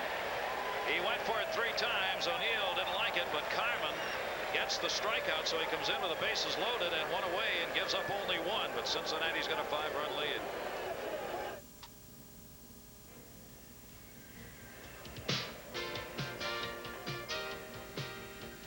Eric Davis, one of the superstars of baseball, and he put on a display on May 3, '87. It was against the Philadelphia Phillies. 3 home runs, including a grand slam. 6 RBIs in the game, his second 3-home run game. Eric Davis. And if you joined us late, he is not playing tonight. Eric Davis out of there, injured. Right medial collateral ligament sprained knee. Diagnosis, and he's out of there. He did it last night, 2nd inning, trying to steal a base. I'm sure Dan Schatzeder enjoyed appearing on our flashback. Yes, watching the ball sail up. There's Eric. And as Norm mentioned earlier, one of the real pluses for the Reds, they're 9-2 with Eric Davis, their star, hitting under 170. They're not happy, obviously, about the injury. How long that's going to be remains to be seen. But he was not in good shape today. And again, Rick Mahler does the last thing he wants to do. He's got an 8-3 lead in the bottom of the 6th inning, and for the 2nd consecutive inning, he's walked the leadoff batter. That's 3 walks given up now by Mahler. You know, that's a strange graphic for a control pitcher. But Rick Mahler will often, it seems, work behind in the count and still not give up many walks. Not normal for him to be doing that. And however, it should be remembered, Norm, that because of the way the season started, Mahler has not worked. He's made only 1 start, and that was on the 15th. And that's 9 days ago, and his only other appearance was in relief. Have we got a graphic on how he does on 9 days rest? You asked for it, you'll probably get it. Pitches a strike on the outside corner to Jordan. He picked up an RBI with a sacrifice fly his last time up, his 9th of the season. Lou Piniella was saying before the game, I asked Lou, I said, what's the major concern you have about the Cincinnati Reds right now? He says, I got to get my staff some innings. He says, we just started the season out, number 1 with spring training and the lockout, and number 2 with not enough games played at the beginning because of the way the schedule was set. He said, these starters just are not getting enough work, and Mahler's one of them. That one shot into right center field is going to land in for a base hit. Phillies aren't going to die. Jordan is on at first base, over to 3rd. Easily goes Vaughn Hayes. Philadelphia has runners at 1st and 3rd with nobody out. And that may be the last pitch Rick Mahler throws in this game. That ball hadn't landed on the artificial surf in right center field, and Lou Piniella was already out of the dugout. Jordan inside outs that ball. Rick Mailer's gone. Jordan now 10 for his last 21 at the plate.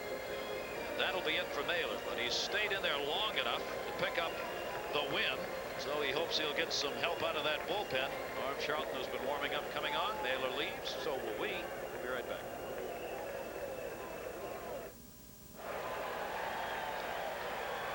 8-3, Cincinnati leading, but Philadelphia threatening to battle back for the second time. Norm Charlton, the left-hander's on, and here's John Kruk, first and third occupied. Strike call. Norm Charlton, a former #1 draft choice of Montreal, out of Rice University, traded to the Reds for Wayne Krenchicki. Great name. Fouls that one back.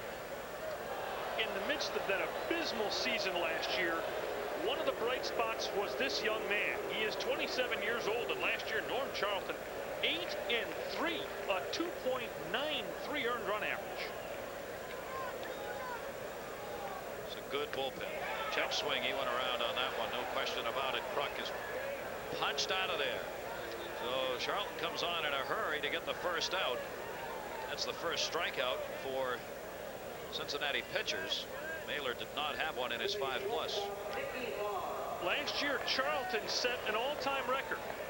He made 69 bullpen appearances and never got a save. Dickie Thorne. But when you remember who the left-hander was in the Reds bullpen last year, there's a good reason Charlton didn't get any saves. Charlton's one of those guys who wants that hold statistic to become an official number to take to the bargaining table. 1-0 pitch to Thorne, line to short, hauled down by Larkin. A blistering line drive by Dickie Thorne, but right at Barry Larkin, and there are 2 away. Key moment in this game. It is 8-3 Cincinnati. If this ball gets over the shortstop, it's into the left center field gap, likely a double for Thorne. The score is 8-4 with 2 runners in scoring position. And it didn't. It didn't. So instead there are 2 down, and runners remain at first and third. Now here's a pretty big performance right here with the help of that line drive. Charlton's got a chance to come on with nobody out and runners at the corners and retire the 3 batters he faces without allowing a run if he can get Dalton. This is with that one, 2 balls and no strikes. Boy, here's a guy whose name came up all winter. People saying, you interested in trading Norm Charlton? No. No. They've got a dynamite bullpen set up right now in Cincinnati. With this guy before Dibble and Myers, that's a wonderful setup. In trouble right here, though, 3-0. Burns that one in, 3 balls and 1 strike, 2 down. I'll tell you what, well, this is University of Texas night, isn't it? Yes, it is. Ruffin from Texas, Charlton from Rice, and Ackerfels is from Arkansas. And the bases are loaded. So Dalton is on. Hayes at third. Jordan goes down to second, and Dalton to first. Charlton giving up the walk, and the bases are loaded with 2 away. Charlie Hayes, the third baseman, who has struggled at third base tonight defensively, has got an opportunity to do what baseball does best, and that's give guys a chance to redeem themselves. If you wonder if Charlie Hayes has power, Charlie Hayes hit a ball in the upper deck at the Vet last year. We may be able to get a shot of that for you a little later, but upper deck here is shut. Hayes taking it down low. The Reds lead at 8-3. Philadelphia battled from a 3-0 deficit to tie the game up. Then the Reds jumped out with an additional 4 runs in the 5th inning, put the lead up, and now here's Philadelphia battling here in the 6th to get back in it again. In the 80s, only 4 Philadelphia players hit a ball in the upper deck in the Vet. 4 in a decade. And Charlie Hayes was one of them last year. Yeah, up there. Now, take a look where the upper deck is in this park. That's the right field line in a symmetrical stadium, but we're talking about a shot. That's a launch job, and he's in trouble. 3 balls and no strikes on Hayes as Norm Charlton suddenly lost the strike zone, and a walk here will bring in a run. And Hayes is going to watch this one. And he walked him on 4 straight. The easy RBI for Charlie Hayes. Vaughn Hayes scores from third base, and it's an 8-4 game. And now, Gary, oh my, if Thorne's ball got over Larkin's head into the left center field gap. Talking big inning. And it may be it. There's Vaughn Hayes scoring. He scored 2 runs in this game. Randy Reddy is coming out to pinch hit with the bases loaded. Well, they discuss it on the mound. Let's check in with John. The Mariners and the Yankees at Yankee Stadium lead Guterman on to face Ken Griffey. Ken Griffey Jr., that is, and he sends this one into the gap right at the 385 sign. He would later score as Pete O'Brien bloops him home with a single. The Mariners leading the Yankees 3-1. It's now in the 7th. Let's get it back to Gary and Norm. Cincinnati leading by 4. Randy Reddy pinch hitting for Don Carmen, the pitcher, with the bases loaded and 2 outs. Charlton checking at third base, trying to get out of the inning. Reddy, 5 in a row have been out of the strike zone. Reddy's going to make him throw strikes. Well, and that's his history. He's pinch hit 4 times this year and walked twice. Randy Reddy, good solid pinch hitter and good guy to have hanging around your bench. He's a veteran ball player. Charlton cannot find him. He's going to walk Philadelphia right back into this game. 2-0. Hayes started the inning with a walk-off Mailer. The single by Jordan. Mailer out of the game. Kruk struck out. Thorne lined out, but now walks to Dalton and Hayes. And he gets the strike in. 2 balls and 1 strike.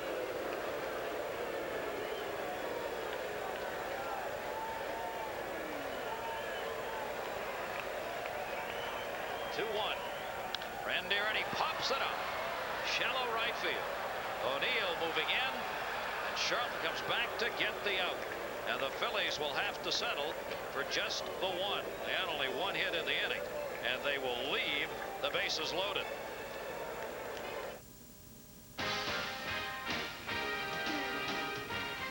ESPN Baseball Tonight, brought to you by New Bud Dry, the first beer cold filtered for smooth draft taste and dry brewed for no aftertaste. By ProGuard for a smoother running engine. And by Honda Power Equipment, makers of innovative and dependable lawnmowers, lawn tractors, and riding mowers. Now we're going to get a new one. This is the 5th pitcher to come on, Norm. And why not another Texan? Chuck McElroy, a 22-year-old rookie from Port Arthur, Texas, had worked his way up the Philly system as a starter. Last year converted to a reliever and converted sensationally. 4-3 in the minor leagues with an earned run average in the 2s and 15 saves, and then a good late season set of games for McElroy here. This is a young man the Phillies have high hope for. He's only 22 years old. Yet another left-hander. 3 left-handers thrown tonight. Here's Herm Winningham leading it off. First ball hitting again to third. This time Hayes in foul territory, and the fans are on him. Hayes has had a tough defensive night. He gets the Bronx cheer in Philadelphia, the city of brotherly love. Not so brotherly loving. Charlie Hayes.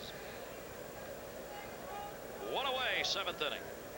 No, in a city that has historically booed the Easter Bunny and Santa Claus, you don't have to do much to get the fans on you here. Here's Oliver. 1 down, base is empty for him, and the left-hander misses inside. Ruffin went 4 1/3, 7 runs, 4 earned on 8 hits, 2 walks, 2 strikeouts. Ackerfels 2/3, gave up 1 hit. Froworth went 1/3 of an inning, charged with a run on a hit, 2 walks. Then Carmen 2/3 of an inning, 1 strikeout. And now here's the 22-year-old.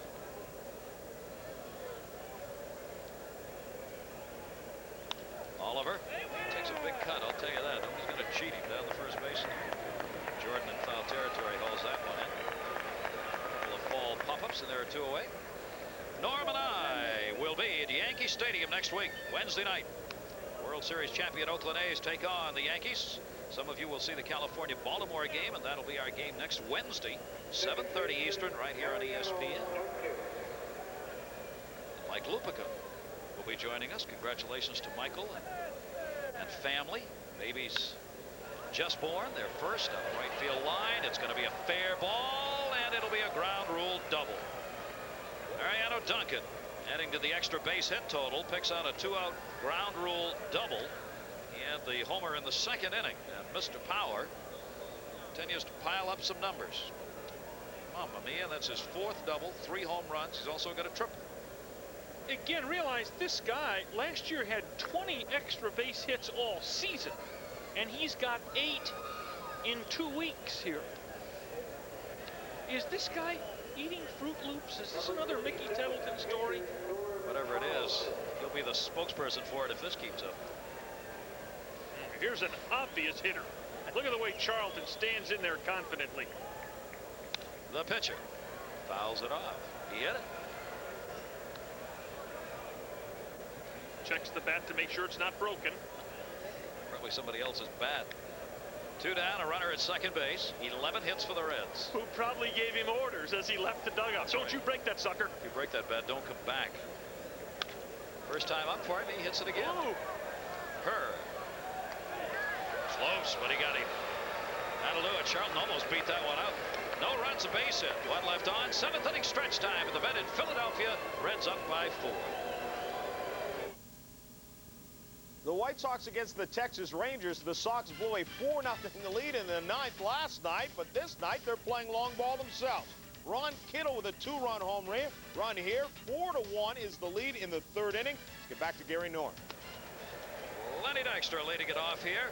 Norm Charlton on in relief of Mailer, who could win it. Mailer went 5+, 4 runs, 5 hits, 3 walks, no strikeouts. Bobby Witt in that highlight violating the #1 rule when you pitch to Ron Kittle. Do not throw the ball beneath his belt. Kitty loves to yank it, doesn't he? You get the ball down around his kneecaps, and he loves to get down on it. Watching the game from the bench, hoping to pick up a win. 36-year-old right-hander, Rick Mailer. One's taken inside. Phillies have been no slouch at the plate in this 4-game win streak they're in. They had 15 hits last night. They've had 50 hits in the 4 games that they'd won. Dykstra takes the strike. He tried to get Tom Hallion to give him that walk, but Hallion wouldn't do it. That's what Dykstra's job is here, leading off bottom of the 7th inning. 3 balls, 1 strike. Charlton's delivery, and he'll get it there. That's 3 walks now given up by Charlton, who came on in the last inning. And the leadoff man is on again. It's got to be driving Lou Piniella crazy. He takes a 4-run lead in the top of the 5th, and his pitchers have walked the leadoff man 3 innings in a row. That is fine time. It goes into Kitty for the meal and party at the end of the year. Drive you crazy. Tommy Herr can handle a bat. Dykstra on at first base. Doubled and scored in the 4th.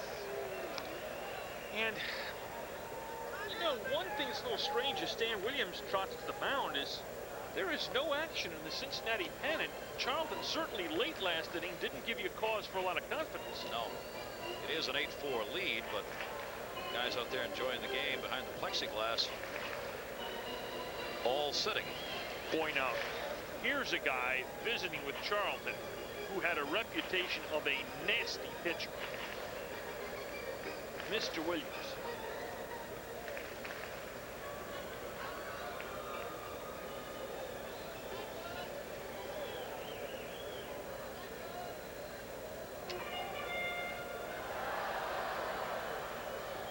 Come back and talk to the skipper, Lou Piniella. Just want Charlton to throw strikes here now. Tommy Herr hit into a double play his last time up. Reds looking for another one right here. Charlton's just struggling with that strike zone. 2 balls and no strikes now on Herr. In the middle of the order with Vaughn Hayes waiting on deck. Pinella's got to be about ready to pick that phone up. And it's picked up. 3 balls and no strikes. 7th inning. Is it too early for the Myers-Dibble combination? Too early for Myers. Not for Dibble. 3-0. Looking to get on with a walk. Charlton gets the strike. 3 balls and 1 strike. So a right-hander in the Cincinnati pen, but that's not Rob Dibble, I believe. The pen here is about 4 light years away. Where's that Hubble telescope we needed? Put this one up and get the satellite look. Charlton comes back and takes the count full. 3 balls and 2 strikes. Did you hear the note on that telescope they put into space? It's so powerful you could take it to the top of the Empire State Building in New York, focus it on the Washington Monument in D.C., and read the writing. Is that a telescope or what? You were doing that at the hotel last night. I'm not sure you were looking at the Washington Monument. 3-2, runner at first base. Got him! Oh, didn't like it. Tommy Hurd talking with Tom Hay, and was getting the mask off. He thought it was outside. Charlton gets his second strikeout. 1 away.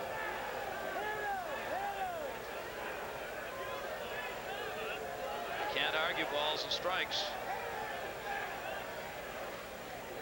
Allian gives him a little room. Hurd goes back.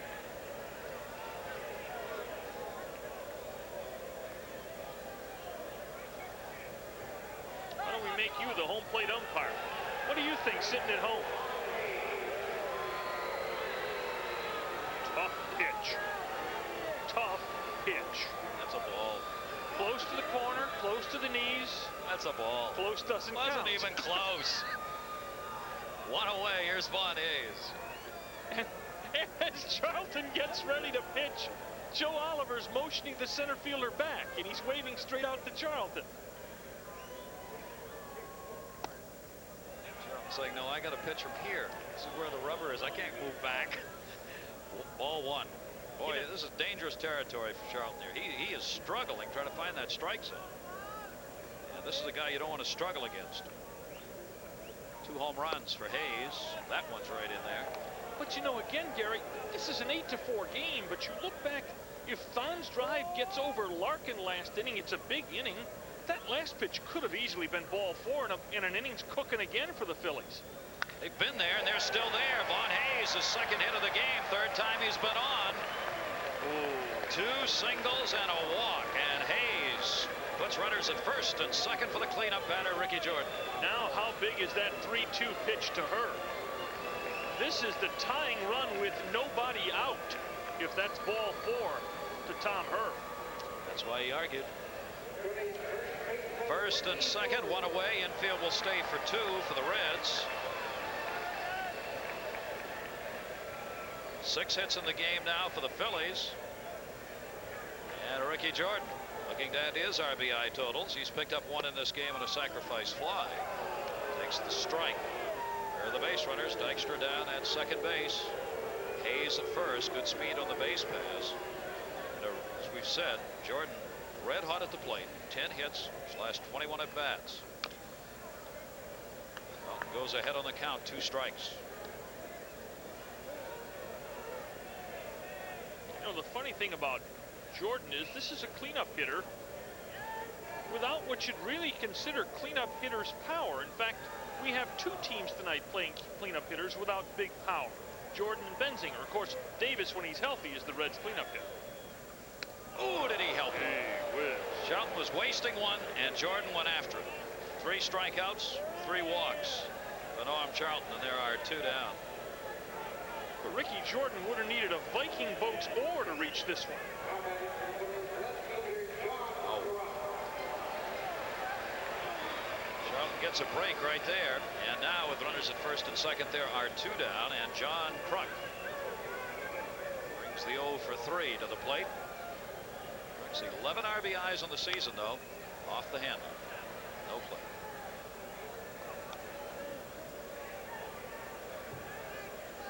John Kruk is one of those guys.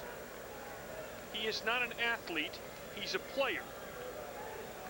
You look at the body and you think, come on.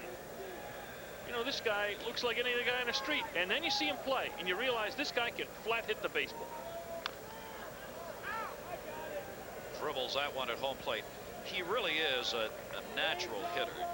talked to the guys around. He fooled around with his batting stance in San Diego for a while, which many thought hurt him a couple of years ago.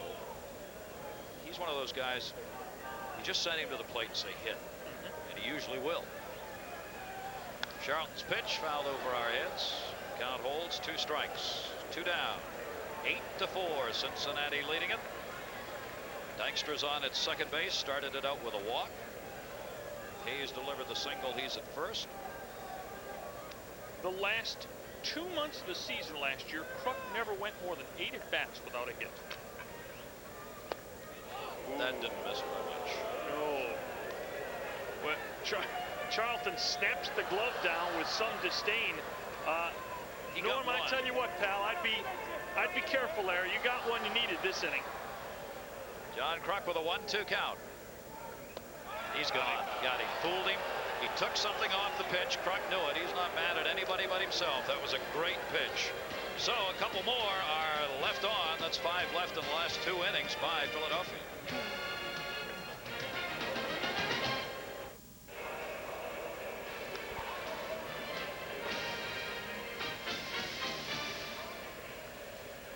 Game of big innings for Duncan. His 3rd home run. Dalton with 4 RBIs on the season now, but the Reds 3 in the 2nd unearned on Duncan's home run, then 4 more in the 5th inning. Benzinger and O'Neill. Cincinnati, couple of RBIs. Everybody hitting in their lineup, at least almost. A couple of other plays that don't show up in the storyline, though. Line drives caught with men on base. Key ball and strike call last inning. This really isn't a game that's as far apart as an 8-4 scoreboard would indicate. McElroy on in relief for the Phillies. Their 5th pitcher. Bruce Ruffin, the starter. Pitcher of record, along with Rick Naylor, the starter for Cincinnati. And don't forget, the first 3 Reds runs were unearned. Home run. An inning continued by an error. Well, that was a terrible bugaboo for the Phillies last year. 91 unearned runs. Only Detroit allowed more in the major leagues. Kills you. Just kills you. And he misses outside, and Sabo, who's been on already 3 times in this game, has a chance to get on again. Chris Sabo raising his average to 385.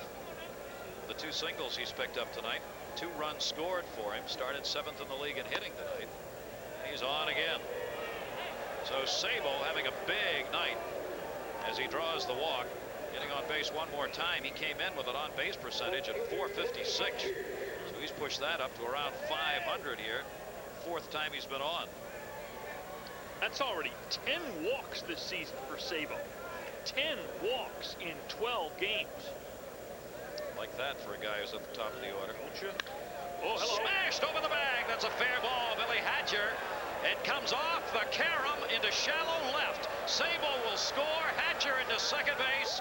And it's a 9-4 Cincinnati lead as Hatcher picks up the RBI that caromed off the stands that protrude very close to that left field line. Ended up in shallow left field. Gary, here's where a shortstop's got to go out and take a chance that this is going to happen. The stands jut right out here and kick the ball back into medium depth left field. That's almost a shortstop's play at that point. And Thorne just sort of hung around deep short and didn't go out there. It really probably wouldn't have prevented anything. Might have held that runner at third. Yeah, you might have held the runner at third there. If he picks that ball up, and that's just knowing your ballpark. That will happen. Cincinnati, dozen hits now. Hatcher gets the RBI, his first of the night, 3rd of the season. Barry Larkin, as Norm mentioned earlier, the league's leading hitter, the only position in the lineup that hasn't contributed tonight. I guess when you're hitting 451, you are entitled to that, especially when your club leads 9-4. He's got a runner in scoring position. Tell you what, he better dig in here. Let me make sure he's still the league's leading hitter. Duncan at 2 for 4. No, Duncan's only into the 430s now.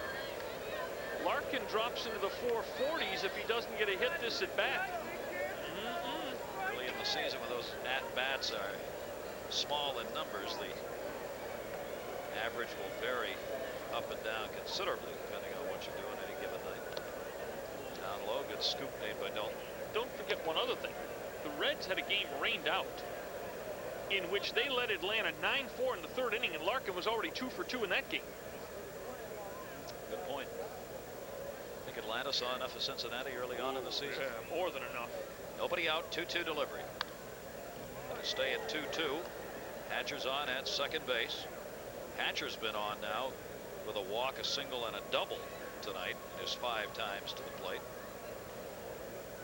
So he hasn't hurt his numbers, getting the chance to play in the outfield tonight. Eric Davis out. Started in center, moved to left. There he goes to third. Up high, throw by Dalton. No way. What a jump. He stole on the rookie pitcher. McElroy never looked back, and Hatcher 6 for 6 in stolen bases this year. See, here's where a lot of old book managers will say, what in the world are they doing here? They lead 9-4. It's the 8th inning, and they're stealing third with nobody out. But the Reds are a pressure baseball team, and everybody on this club can run. There are their leaders in stealing bases. They're 25 now out of 29. Gary, if this club stays healthy, as Larkin trots the first, if it stays healthy, and already Davis is dinged a little bit, do you realize this club's got the potential of having 5 50 steal men? Davis, Hatcher, Duncan, Larkin, and Sabo could all get 50, and O'Neill was 20 for 25 last year. If they stay anywhere near the way they're getting on base, the way they're hitting the baseball, they'll have the opportunity. Benzinger with runners at first and third, infield halfway. Benzinger underneath that one will send it back into the seats. Benzinger has followed this order by Paul O'Neill. This spring, the players fought to lower arbitration to 2 years. Here's why. Look at the career of Benzinger O'Neill coming into this year. Same number of games, virtually the same average. Benzinger more RBIs, same home runs, but look at the difference in salary, because Benzinger just short of 3 years. He'll make $300,000. O'Neill will make $800,000, just because O'Neill's got the leverage of a 3-year man that can go to arbitration. And what really aggravates the players is the fact that it's done intentionally by the teams, even in situations where the team would have been helped. Did he get that one? Yes. Deep to left field, way back, looking up, off the top of the wall. Just missed the home run. 1 run is scored. They'll have to hold it up. It'll end up being a double. He just missed a 3-run homer. Hatcher scores. Benzinger picks up the double. That's going to be his 3rd RBI of the game, and the Cincinnati Reds lead it 10-4. He missed a home run by about 2 feet. What a night for Todd Benzinger. Walked and scored, singled and scored. Line drive 400 feet to center field. It was caught, and it was ruled a sacrifice fly. And now this one, let's see how much he missed by. Where's it hit? Oh, half a foot maybe? It's right there, right along the yellow marker at the top. Hey, you know what? You give him another foot on that drive, and you pull that line drive he hit earlier in the game, and Benzinger's got about 8 or 9 RBIs in this baby. Big night. 3 RBIs in the game, 8 on the season for Todd Benzinger, who came in hitting .325. Has added to it with a big night. 10 runs on 13 hits now for the Reds. Infield will move in here. There's O'Neill. Runners at second and third. Dalton chases that one down a couple of feet. It's in there for a strike. O'Neill already has 2 RBIs. O'Neill on the season with 12. The Reds are really piling up the offense. They're going to raise their .314 team batting average. Maybe early in the season, their 12th game. That's a tremendous average. And the Phillies down by 6 here in the 8th inning. They're going to go to the plate if they get a chance. Dalton's going to go out to talk with the rookie, McElroy, who, the way it's going, is probably going to have to eat some pitches here. And if he has trouble getting people out, it's not likely he's going to get any help. This one is almost out of the barn. Well, hardly any of the people on the bubble for the Phillies tonight did themselves any good as far as locking down a roster spot with cut-down date coming. 1-1. Overhand pitch misses down low. 2 balls and 1 strike. And you know, Gary, if you look back at your score sheet, this club's got 10 runs and 13 hits. Larkin lines into a double play in the first. Room's ball. That's to left field. It's going to be caught. Kruk moving in, makes the baskets catch. Runner tags, fakes it. Good throw. Cut off by the shortstop Thorne. Good throw by Kruk. That'll hold Larkin at third base. So O'Neill is not going to pick up another RBI on the fly ball to left. Look at how many balls are really smoked. Brad Moore, yet another one of the bullpen pitchers on the bubble here. But I count 4 line drives caught in this game for the Reds now, and that ball Rooms hit to Hayes in the second inning. That ball was hit hard too that Hayes couldn't handle. Winningham came on.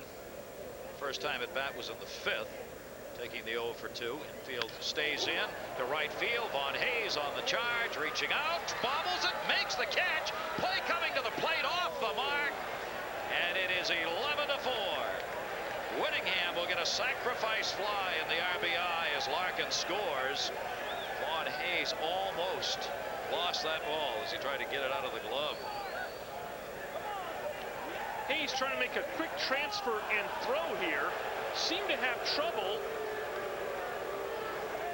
reading that ball. At the last minute, he seemed very, very uncertain as he reached for it, and then just misses getting the runner at the plate. They appeal at third base.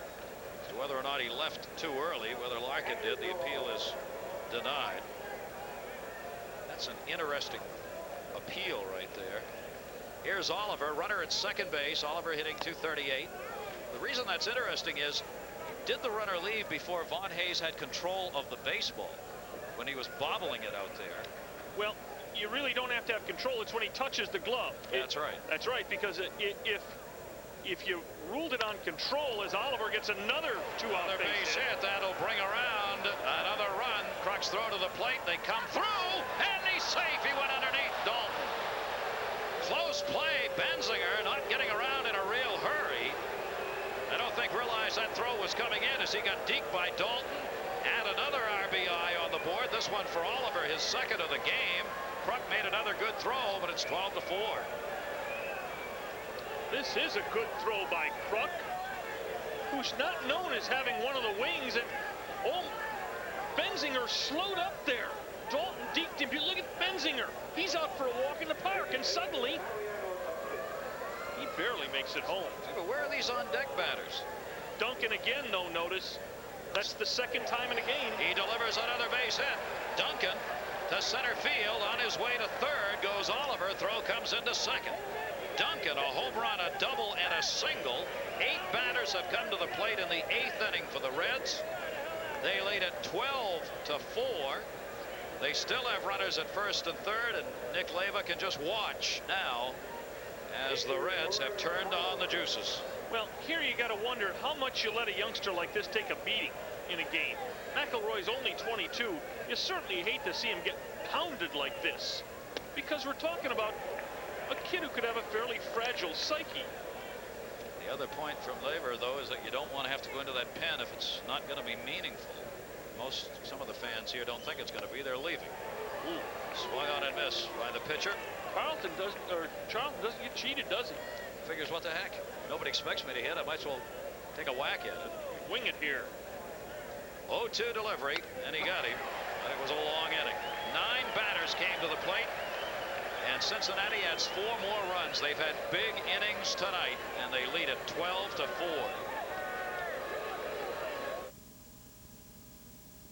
Back to Veterans Stadium in Philadelphia in just a few moments' time. But first, the National League scoreboard. The Braves leading the Mets 5-3. Lonnie Smith has a home run and RBI single in relief of Cone, Ojeda, and Darling. Those are starters from last year. Let's get it back. We were talking, John, about the fact some of the starters for different teams not getting enough work. See, Davey Johnson has got Ojeda in the bullpen anyway with the 6 starters, and Darling as well, trying to give him some work. Pitch is bounced. Managers will be real happy when this season really gets rocking and the games are being played daily, so they can get these starters in regular rotations. 12-4 here. 15 hit attack for the Reds. Dickie Thorne fouling it back. Charlton, all he wants to do now is throw some strikes. Working with this big lead. Thorne, Dalton, and Hayes due up here for Philadelphia, whose 4-game win streak looks like it's going to be done away with, absent a miracle here. And it didn't start right there. It's 5 strikeouts now, 3 in a row. Norm Charlton went away in the 8th inning. You got him for 4? In fact, the last 4 outs are all strikeouts for Charlton. Yeah, that's right. Interrupted only by the single by Von Hayes. You know, one thing this season has started to do in baseball's haste to put together the integrity of the 162-game schedule, they have put together a weird schedule. Consider Pittsburgh, that played at home last Wednesday, flew to St. Louis to play Thursday, flew to Chicago to play Friday, flew back to St. Louis to play Monday, and flew to San Francisco to play Tuesday. One suggests that the integrity of the season is nice. The integrity of sending out very tired ball players for games is another matter. That's real tough. Plus the fact, swung on and missed. Oh, gosh, it's hot. Charlton, who walked 3, getting himself in trouble, keeps piling up the strikeouts. A chance to strike the side out as Dalton goes down swinging. There you see the relievers for the Reds. 3 that we've talked about earlier. Norm Charlton struck out 30% of the hitters he faced last year. 30%. That's what you want coming out of the pen. Amen. Charlie Hayes, 2 down, the base is empty, 12-4 lead, bottom of the 8th inning. Charlton came on for Mailer, who's got a chance to pick up his first win since July 15 last year for Mailer. Long time between wins. Look at that. Hello. Struck the side out. A 1-2-3 inning. Charlton just coming in with strikes as the Phillies may have just about had it. You can see why with that Cincinnati offensive attack here tonight.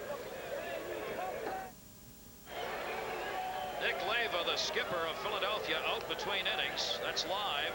Tom Hagen, the home plate umpire. He came out late here. He is upset about a call on Tommy Herr earlier in the game, a called 3rd strike in the 7th inning that disrupted a potential inning. He's just looking to get tossed out. I think he wants to take one here to try and fire the Phillies up for the next outing. He had it really going. Hallion, I don't know if he's thrown him or not. He didn't give any sign after Leyva came out. Whether Nick had already been thrown from the dugout, I'm not sure. Sometimes a good umpire will realize, hey, I've got a frustrated manager here. And he'll just try to calm you. Now he's not calming him down. He obviously said a few of the magic words to Leyva. He wants to get tossed.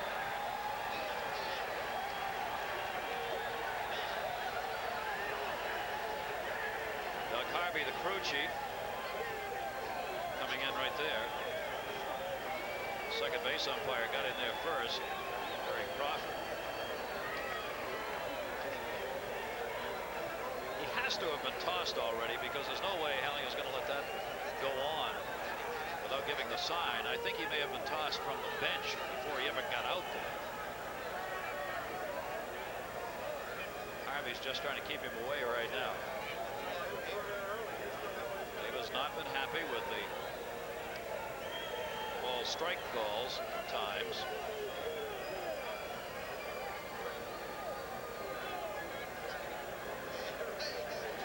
Cincinnati wait around before they come up here in the top of the 9th inning.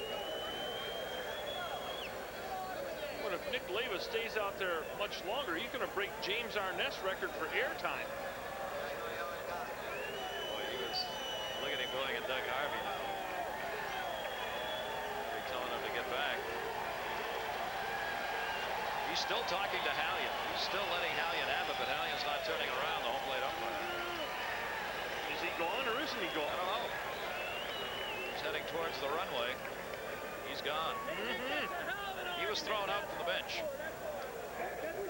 Now this is the one that I'm sure he's concerned with. 7th inning, Tommy Herr up.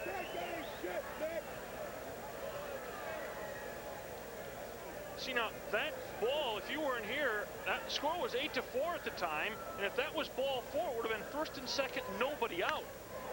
And Cincinnati just keeps it going. Ripped into the left field corner. It's a fair ball. Sabo's on his way to second base. Puck's throw will not be in time. And it's a double and the 16th hit for the Cincinnati Reds as Chris Sabo has picked up his 3rd hit of the game. 3 hits, a double, 2 singles, 2 walks, 3 runs scored for Sabo tonight. That ties the Reds' high output for the season in hits with 16. If they get another run, they will tie their high output there of 13. Both the 13 runs and the 16 hits accomplished against Atlanta April 15th, tax day. Here's Hatcher off the handle, holds the runner, makes the play to first. Staying at second base is Sabo as Billy Hatcher grounds out. By the way, this is yet another of the guys on the bubble for Philadelphia. The 4 bubble pitchers are Ackerfeld, Froworth, McElroy, and the youngster that's just come on. He is Brad Moore, 25 years old, from Loveland, Colorado. Signed as an amateur free agent by this club in 1986. You see the right-hander working here with 1 down, top of the 9th inning, and a 12-4 lead.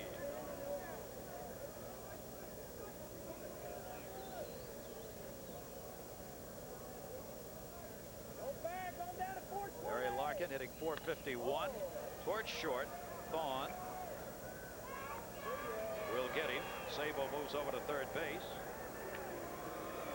There are 2 down. And Benzinger with yet another chance to drive in a run. The numbers for the pitchers tonight, not good. McElroy went 2 innings, 4 earned runs and 5 hits, a couple of walks and a strikeout.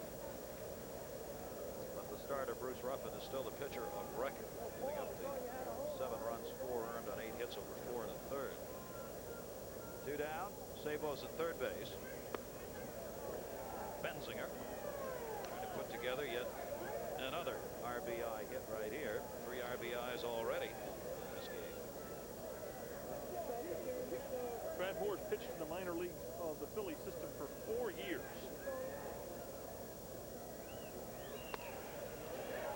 Good fastball, good movement on the pitch. 0-2. He's made 196 minor league appearances, 1 start. In his pro career, 1 start, and that was last year at Scranton. Might say he's been labeled. 1 ball, 2 strikes. There's Sabo at third base. Benzinger with the 2 singles and a double has raised his average from .325 to .372 here tonight. And it's stopped by Hayes. Going to rob him of a hit as he makes the play to Jordan. Benzinger almost had another no runs on the base hit with 1 left on. Sabo got stranded at third. The Phillies will get their final shot at it, bottom of the 9th.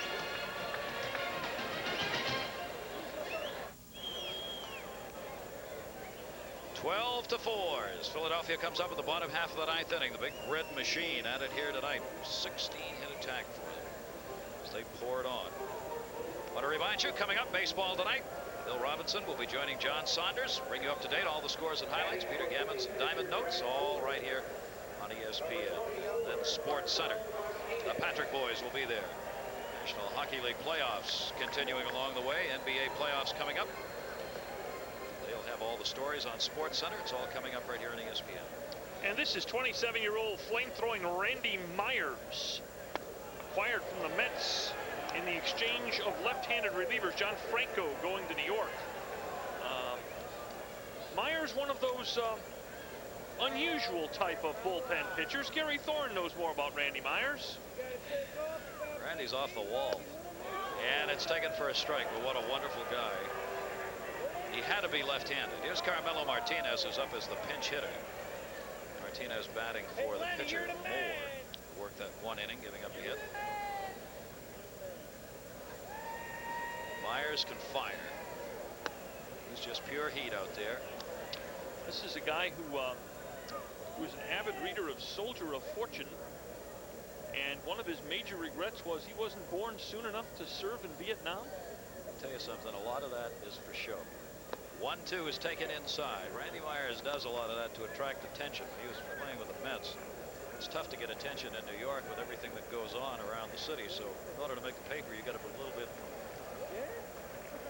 bit better. So he would do that sort of thing, including wearing fatigues in the clubhouse, working out with weights after he pitched, and all that kind of stuff. In fact, he was so unhappy when he got the news of being dealt away from New York. The Mets couldn't find him.